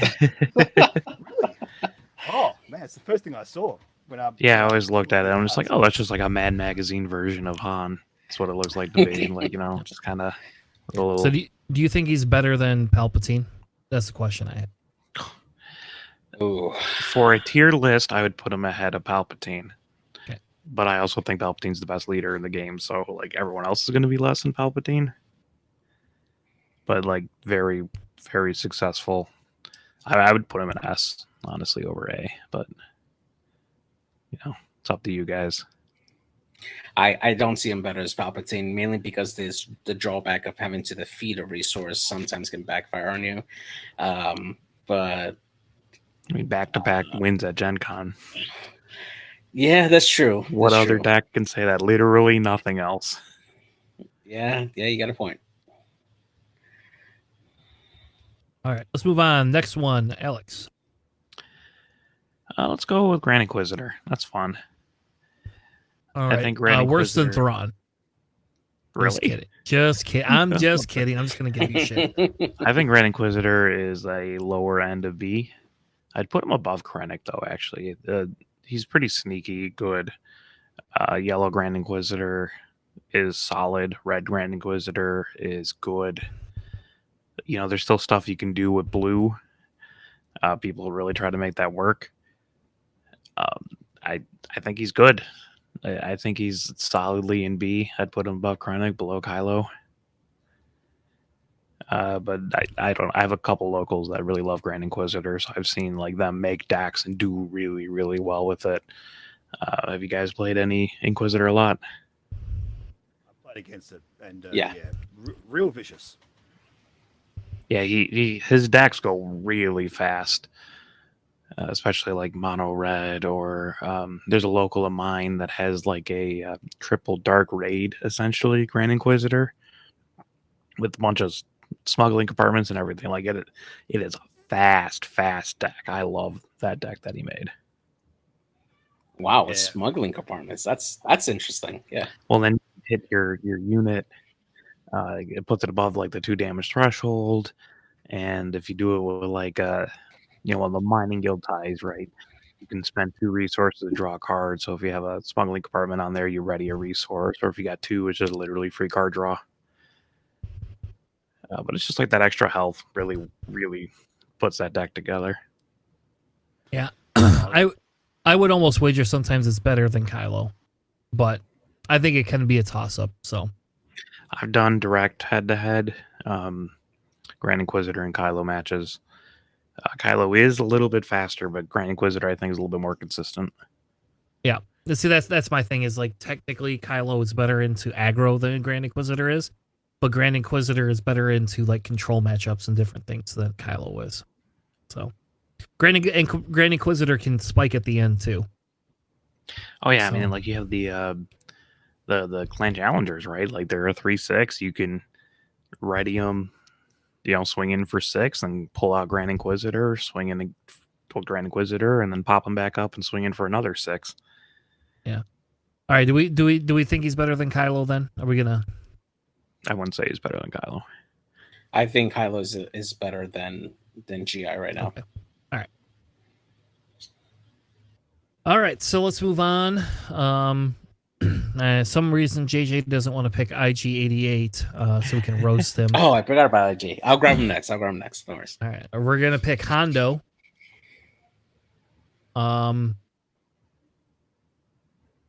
So Hondo, we originally were very down on. We originally had Hondo at what, a D, Alex? I think we agreed on a D because Tanner wanted him to be like a C or a B, and he was not when we. And I didn't think there's enough smuggle cards for him to actually be semi-relevant.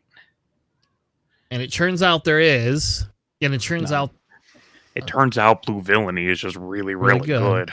And it turns out even Green Hondo is, hey, you've had decent success with it. Not as good as Palpatine. How about that? Yeah. I would actually, if it's up to me, I would put him ahead of Kylo, but he's probably, I would almost put him ahead of Krennic. I think Krennic's, I don't like Krennic at all. I mean, would put him ahead of Kylo. Yeah. I would definitely. I actually ran Hondo as my first set 2 leader, mainly because I got a hollow of his card, and I'm like, yeah, I just gonna play this just for the swag. So I managed to play him a lot, and his combo with Proxima Midnight on there just being able to smuggle in underworld characters and deal damage, and then also add in Salacious Crumb into the mix. Hondo is just a lot of fun. I've played him quite a bit. He definitely feels a lot better with blue, in my opinion. He doesn't have to rely solely on the smuggle aspects in order for him to be very, very effective. Because he does have a lot of great underworld characters to draw from to make him really a really strong leader, to go in and control the board and still deal a lot of damage out there. But the smuggling aspect in this case feels more like a bonus to everything else to what he can do. So for me, I like him better than Kylo.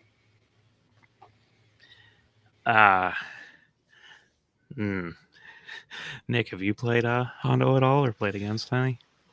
Not so much. No, I don't really have a whole heap to say about this one, apart from the fact that he's voiced by Winnie the Pooh, which is awesome. But yeah, in terms of design, I do really like this ability. Smuggle is one of those things where it's better than you think, because the card advantage it gives you by basically letting you play cards for free, in terms of you're not going back on cards in hand, that kind of stuff, and it seems like a good payoff for it. So yeah, if it's been doing well, I'm not surprised. It did well in one tournament in Gen Con by one particular player. I'm not even sure if I put him in B, honestly. I think he's a high C. I've played Hondo a fair bit, and it's mostly Hondo is good in spite of himself. Hondo is good because blue villainy and green villainy is very good. He's fine. It's mostly like you play him in a control deck, and you got some sneaky things you could do with like Lone Pike and just smuggling in some cards, and you just get like an extra reach. But he's not gonna, he does well like in the same way that Krennic does well, where it's just like, okay, his ability's nice, but it's mostly just the things you can bring around him that are really good. All right, we'll put him high in C. How about that? We'll move past that. I mean, my mono green Hondo deck was one of the most fun decks I played, but it wasn't like, I still lost with it a lot more than other decks that I played. All right, Nick, I think you're next. I don't know. I feel like we could just take like a few of these and just move them, because they're like I feel like, can we just take like IG-88? Yeah, take Jin. Let's do a rapid fire segment. Yeah. We can do a rapid fire segment for some of these. Yeah, absolutely. All right, how about D? So D, I say Jin, D, better than Thrawn, better than Hera. I don't know. I almost like. Oh man, like all right, I'm just gonna put Jin as the bottom tier. Yeah, I would say Jin D. I would do IG-88 D. I even put him in the same shell that I did like Yellow Kylo, and I'm just like, nope, still rather just have Kylo.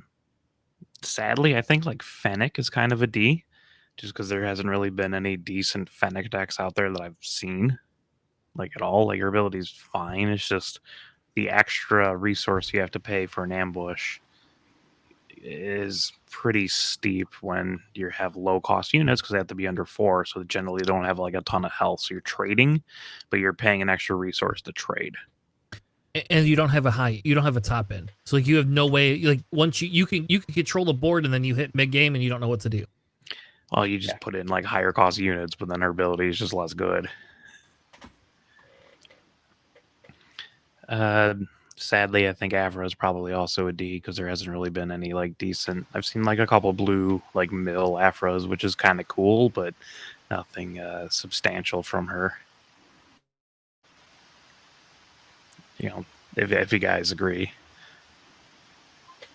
Even though we're trying Lando, I don't think Lando works particularly well. I put Lando probably at a high end of D. No one's really cracked too much with him, like mono yellow. You're killing me. I think find Lando, a deck that has success. I think Lando hits higher, but yeah, like a high D. I agree with that. Like, I mean, show me anywhere where anyone's done well with Orlando. Like, Well, when we get showdowns, then we will see that. Until we he's get a fine showdowns. aggro leader, but he doesn't do anything better than Sabine. Like, Kylo at least is faster than Sabine, but like Lando isn't. All right, so anyway, I'm gonna put Lando on the low C end, and we'll just, I don't know, we'll bet a card or something like that. I'm sure he'll get better when other people build better decks with him, but I think against the field, he's not particularly incredible. Oh. Then we have Cassian. Yeah, I think probably like a low C, high D. Yeah, I almost put Cassian down here with Leia. Like, it can win, but it just doesn't win very often. Yeah, there's like a yellow Cassian deck floating around. That's not too bad. There's a couple space heavy Cassian, which is fine, but you're not going to see it anywhere. All right, Chewbacca. Yeah, probably a high D, low C. I mean that's the whole point. We're trying to go through like rapid fire. There hasn't really. I've seen a couple decent Chewbacca decks, but they're okay at best. It's mostly Is like, Chewbacca better than Thrawn, JJ? Yes. Oh, okay. I will admit it freely. Chewbacca is better than Thrawn. Yes, absolutely. All right. Then I think we get into. I think Aiden's also pretty an easy one. Aiden has like 2 to 3 decent decks, but really only 2. I think Aiden is. I personally agree with you. I think Aiden's worse than Krennic. I would take Aiden over Hondo, I think, except for I like Hondo's ability better because I think Hondo's cooler. But I think Aiden has fallen down to that. Like, that one heal is just... and her hard control just kind of has dwindled. She's fine in hard control. It's just other leaders tend to do it better right now. So I'd put her like in a low B. Like, she's not bad by any means. And Blue Villainy is very, very strong, especially with her healing control. Like, she just stalls out games and mills people. Yeah. At least she has a couple playable decks. Where do we want to put Tarkin, actually? Here's an interesting discussion. Yeah, I'm looking at Tarkin versus Gideon. Like where are we sort of putting those two? I take Tarkin over Gideon. I think I would too. Yeah, I think I would too. I don't want to. So my hot take on Tarkin is that he's S tier. He used to be A tier. Setsu gave him access to the Atlan TIE fighters that give out free experience to cheap units. He is a very newer player friendly leader as well, because you don't need a lot of expensive, like, high end cards to be effective with him. Just having a lot of good, solid, low costed units that you can build up experience with quickly. I throw in a couple of TIE advance in there and just constantly spam the experience there. There's a lot of great uses for him. I think right now he's strongest with yellow. He can easily make some of those low-costed units monsters, like, really buffed up with his ability. I think he's very solid overall. I enjoy him in pretty much every aspect. He's just great overall. Just like him, he's very solid. For me, he's an S tier. I don't agree with that at all. I don't know what kind of drugs you're on there, JJ, man. He's got a good budget deck. Like, the Triple Dark Raid Tarkin is like the only success we've seen with Tarkin, just in general. And that's like a solid, like, again, this is like an entry level budget deck that can win some games. But once people are just like, oh, I just put in some space units and we're all good, the deck, fell off pretty hard. I think I'd actually put him below Hondo, because I think Blue Hondo is just better than the Yellow Tarkin deck. But, it's up to you, the other guys. That's just my opinion on those. I mean, if we're going off like meta results, That's the thing. But I agree. Like there is value in the fact that it is a good, fun, just generically consistent and powerful deck for newer players. But if that's not the metric we're measuring this on, then yeah, it's obviously not going to be as high. All right, I'll give him over Jabba. How about that? Okay. You can't have S tier. Sorry, like you'll. It's not better than Palpatine. I'm sorry, like it's just not going to be better than Palpatine. All right, let's pick Rey next. I think Rey, like to me, Rey fits into the A tier. I think Rey's a little bit better than Luke, in my personal opinion. Ooh, I think Rey is solid A, like a lower end A. I wouldn't put her above Luke. Like Rey Red is solid, mostly because you can just rip cards out of their hands, and you're back on the strength of force units. Mono Blu-ray is a pain to go against because basically everything just restores. But she's very beatable. She doesn't output a ton of damage. Like that's the problem with Rey. Like even Green Rey, which is good. You don't output a lot of damage. It's hard to close with Rey. I played a fair amount of Rey, and it's just like, oh, eventually I wear him down. Like I'm hard to kill, but like I'm also not doing a crazy amount of damage to them. So it kind of suffers a little bit from that.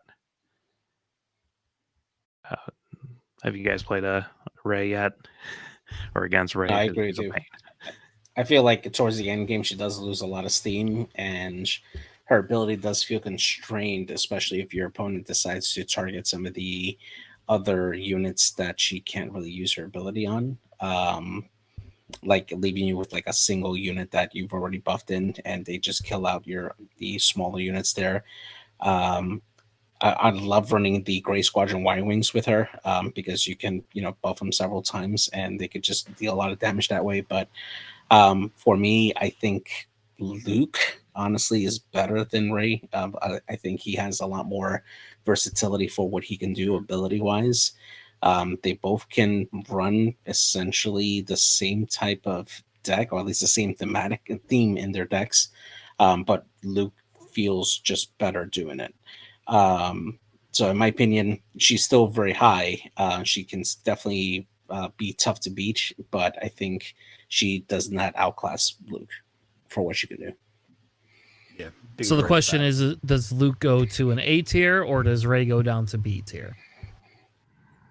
I would put Luke in A, honestly. I'm all about Luke being an A. Yeah. Yeah, I think I'd have to go with that too. All right, we'll move it up. All right, Hang so out with his dad. What's that? He can hang out with his dad. Yeah. And Rey gets to hang out with her grandfather. And Rey gets to hang out with her grandfather. It's perfect. All right. Let's do Moff Gideon next. I feel Moff Gideon fits into this low C. I think I've had success with Moff Gideon, but I don't feel that he does.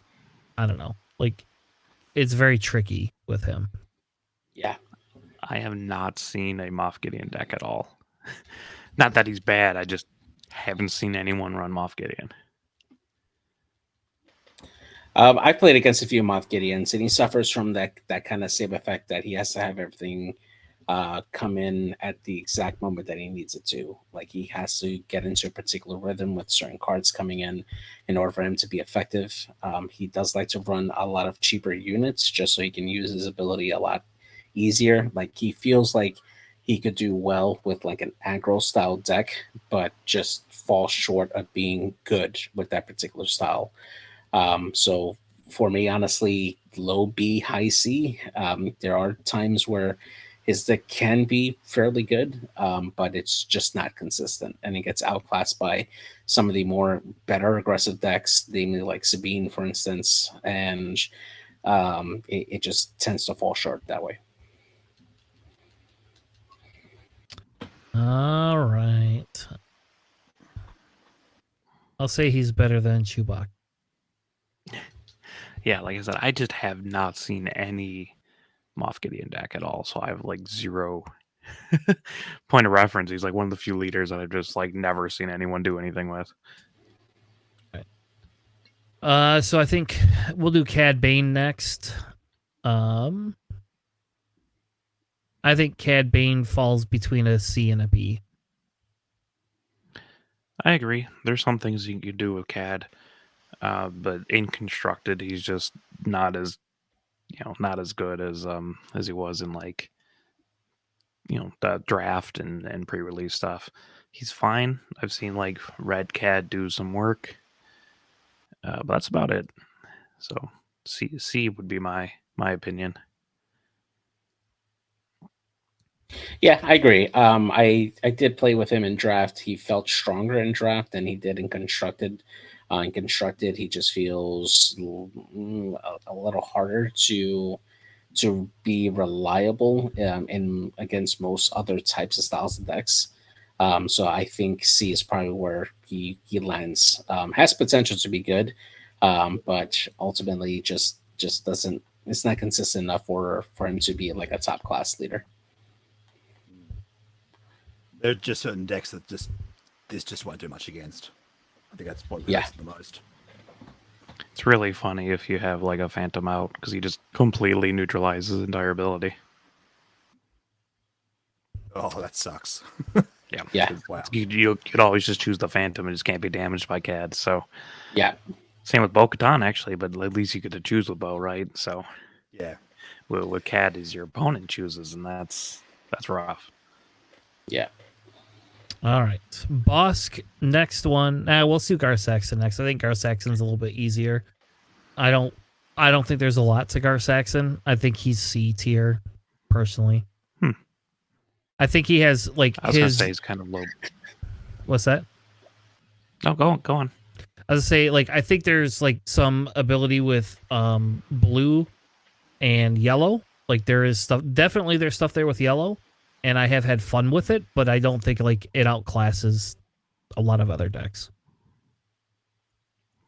Yeah, Really? I've actually played quite a lot of Gar Saxon because I really wanted the Mandos to work. And honestly, if I'm trying to make a Mando deck, I go to Gar as my default because I like his ability of just further buffing Mandalorians whenever they get equipped and stuff. And it's easy to do that with like different Mando units that give out experience and such. To me, he feels like a cheaper imitation of Tarkin, but that's just built for specifically Mandalorians. Really great when you start adding in stuff like Darksaber in the mix as well, in the deck as well. I feel he's actually a little more reliable for more than like Bo-Katan, for instance, when it comes to like getting units out there and just buffing them. Especially if you could get out like some of the armors on the Mandalorians that just helps them absorb damage with either shields or like a damage buff or decrease. Or electric staff, which is another great equipment to put on Mandalorians there, so that way they can last a little bit longer. Honestly, in my experience, he's been pretty reliable. He's been one of the better leaders I've had good success with in different styles of decks. For me, he's a low B tier. I think he deserves a spot up there, and he's pretty consistent.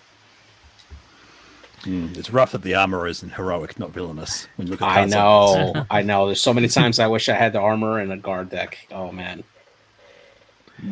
Yeah, the I played a fair amount of like Gar Red. I'm surprised you've like played Yellow, and a little bit of Mono Blue. I like Gar. I think he's the villain version of Bo-Katan, right? Like it's just you kind of Voltron your units up there, and if your opponent doesn't have a way of outing it, you just basically lose because you're swinging in for 8-9 damage a person. You don't have too many people, but they hit really, really hard.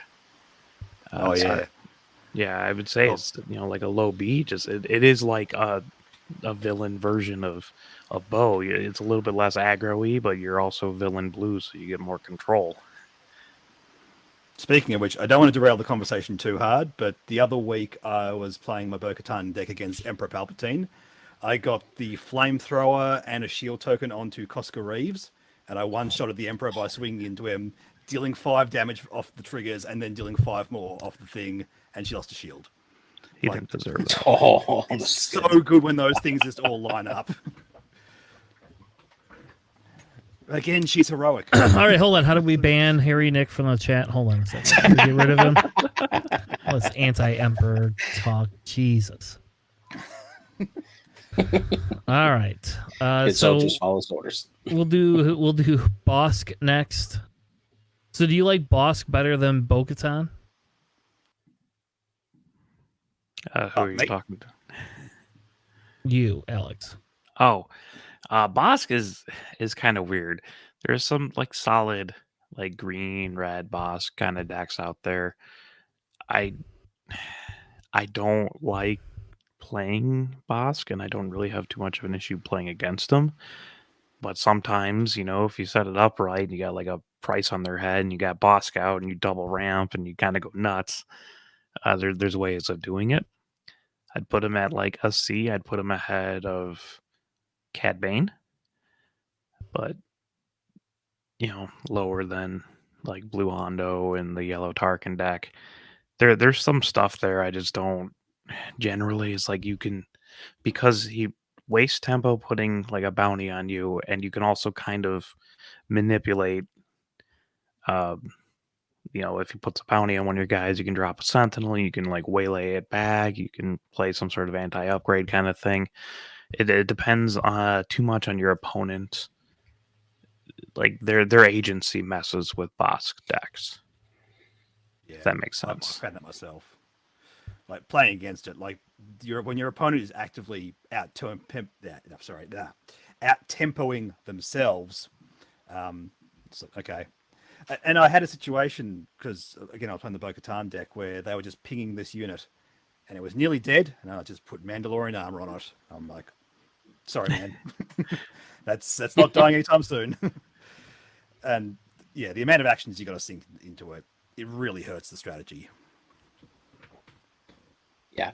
I gotta say, today actually was the first time that I ever ran into a blue boss deck that was actually more concentrated on healing. They would play top target on a unit, on a unique unit, and then when they waited specifically to kill that unit until they can kill it with boss when he's deployed, and then they would just heal twice using top target twice. So they would like heal 10, I think it's like 10 health off of their base off of one single kill, and they did it actually twice, and it was infuriating because they essentially healed 20 damage off of their base particular method there. So I feel like boss hasn't been explored. There are some bounties that can be particularly strong. Honestly, there's quite a bit that we haven't seen from it as of yet. I think as we get more bounties that give different effects, it's going to make him stronger. I just wish there was a way. And complete side note, the other one was the client that just constantly gives out bounties there. If we see more cards like the client that allows you to more easily available give out bounties onto units without you having to spend a card to do that, I think that just increases the power level of Bosk. But until we get to that point, he falls into a C tier for me. And just for reference, JJ, like top target's 4 for a unit or 6 for a unique. So it could have been like more than that. Yeah. It could have been like 24 health healed. Which is scary. Oh my god, that's gross. My goodness. I don't know. I don't know if I like him better I like him better than Grand Inquisitor, but I don't like him better than Hondo. But 1 leader left. Kira, S tier. I'll concede and just say she's behind the other 3, but better than Old Man Han. Like, you're so far off on that. I disagree with you. Well, 1 S tier, you'd have to have multiple decks. There is multiple color decks. Yeah. You can run her in blue, red, and green. Have you seen? Has there been any successful red or Yes. blue Gen Con. Kira decks? Where? Not blue. Gen Con had a red, successful red Kira. It's Crispy. not on the table. Crispy did. He went 5-2 with it. So, Well, congratulations. One player is good at one deck. just telling you. To be fair, Crispy is like a world-class player in pretty much every game he Don't get me decides to wrong. play on. I love Crispy, but like, So if we talk about today's meta, right? Like, Kira has better play into aggro than Pelp does, period. I don't see that. I never have a problem with aggro Palpatine. Except for when we played at our local. But that's okay. I mean, like, you had the same issues I ran into. You just lost to aggro. I lost to frickin' Boba Green for whatever reason. I'm not even sure if I'd put her in A tier. No. Like, I would probably put her in I'll high split D. the difference. I consider her to be A. I don't yet consider her to be S. I don't think that she has multiple aspects that are very good. I've played a lot against Kira as of late, and she tends to not be very consistent. When she's good, she's good. Don't get me wrong, but not every aspect fits with her, or at least she doesn't have a solid deck in all aspects. And I think so that's hold on. something that you do need. So sure. Here's the deal, though. Kira has more wins than Han Yellow and Han Green. Period. In this meta, in the last tournament, she is number 4. So Boba are Yellow, they both the Sabine same Green. color? What's that? The wins you're referencing to, is that the same color, like the same aspect that she's She running? has more top 8s than them. Not necessarily wins. But I mean, sure, my local's a little bit different, but every time, like, the green Kira players, they go negative every single time I've seen them. No one has gone like above 50% with Kira. I mean, that could be a skill issue. That could be like people, experimenting, not really knowing how to play Kira. I have rolled so many Kiras, and it's not even with Palpatine. Like, I beat him with like Hondo, and that's sad. I don't know. I feel pretty staunch on this one that she is. I feel that overall, into all the different types of play groups, she's better than even Pelp Nick, or Vader. We need your vote, Nick, to overrule. I just haven't had much experience with her, man. Like, obviously, awesome card. Like, also, obviously, really powerful and versatile. What are my options here? What are we doing? What's going on? Is she S tier or is she below S tier? Okay, going into this blind, I would have thought S. Based on my limited knowledge, make of that what you will. I'm surprised, honestly. that people perceive her to be like this S tier thing. All right, well, Nick has it. Nick agreed with Tanner, so we're going with S tier, baby. I'm gonna trump everyone because it's my podcast, and that's what I get to do. So super confident there. Yes. Yeah, if you ignore the rules we set up, sure. Yeah, right. This is the fundamental part of content creation. Say dumb things very confidently. Yes, S tier all the way. Yep. Oh man. All right. Well, I think that's enough tier ranking. That took a lot longer than I thought it was going to be. So, all right. Well, thank you all so much for joining us this week. I'll release our tier rankings separate, even though I guess it was probably 80% of our video tonight. So I don't know if it merits a second video or not. But so I have this week. I promise you, I have a Jabba Red deck tech coming out.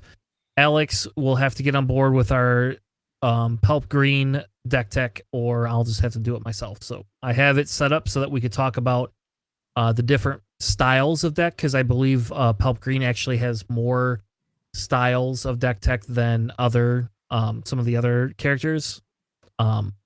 And we really want to do a Palpatine. I don't know. Maybe we should do a Palpatine Red. We kind of did a Palpatine Red deck tech last week, but Yeah, the whole episode was about something. it really was. So like, it's really silly to do a specific one. But I will tell you, I actually built a Palpatine Red deck like myself, and I've been playing it at locals, and I played it online, and it's super fun.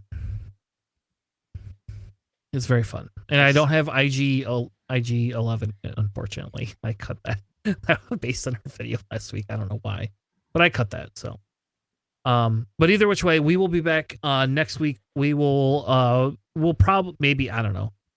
I feel like we should do a whole Kira video just so that Alex and I can argue for 2 hours over Kira. But that probably isn't very beneficial of us. So. Next week we'll have a little bit. We'll bring our Chaos of War segment back next week. We'll also bring back our That's Too Much Man segment where we talk about replacing a card effect, a card that is too expensive for you to buy, so you can buy a cheaper version of that card. I just say you should just get Kira over Aiden. So there's that. But we'll bring that back next week, and we'll have a little bit more information about our X-Wing podcast and when that's going to release going forward in the future. So, because we do have a couple of those we're working on that will come out. With that being said, Harry Nick, thank you so much. I almost did it again. Thank you so much for joining us. I hope JJ you wrote down all the timestamps so we can edit that and make you can just make fun of me doing that. But anyway, thank you so much for joining us. Harry Nick. It was a pleasure having you on. It's funny because it's almost midnight my time, so I've got some special Sprite juice and you have coffee, so there's kind of both those things going on there. Indeed. Time to make my second, I think. Yeah, fair enough. Before we wrap up, Harry Nick, where can they find you? Where's the best place they find you? How can they contact you if they want to follow you for more information? Well, I am Harry Nick on YouTube. From there, we have all the relevant links to the socials and that kind of thing. I've got a page on Facebook. I do have a Discord as well. You can't type in something. I can't say how you typed it in. That's a jumbled numbers and letters. Go to the YouTube channel, and then the link is there for the Discord, and come and have a chat about all the cool, fun Star Wars Unlimited, and also about X-Wing and where that's heading as well. That's probably a bit more of the focus of the channel right now, but yeah, really enjoying both games. Awesome. Well, thank you so much. Thank you, everyone. We'll be back next week, 9 p.m. Eastern. Hope you have a good night, and we'll see you on the Flippity Flop. Have a good night, everybody. Thanks for listening. Bye.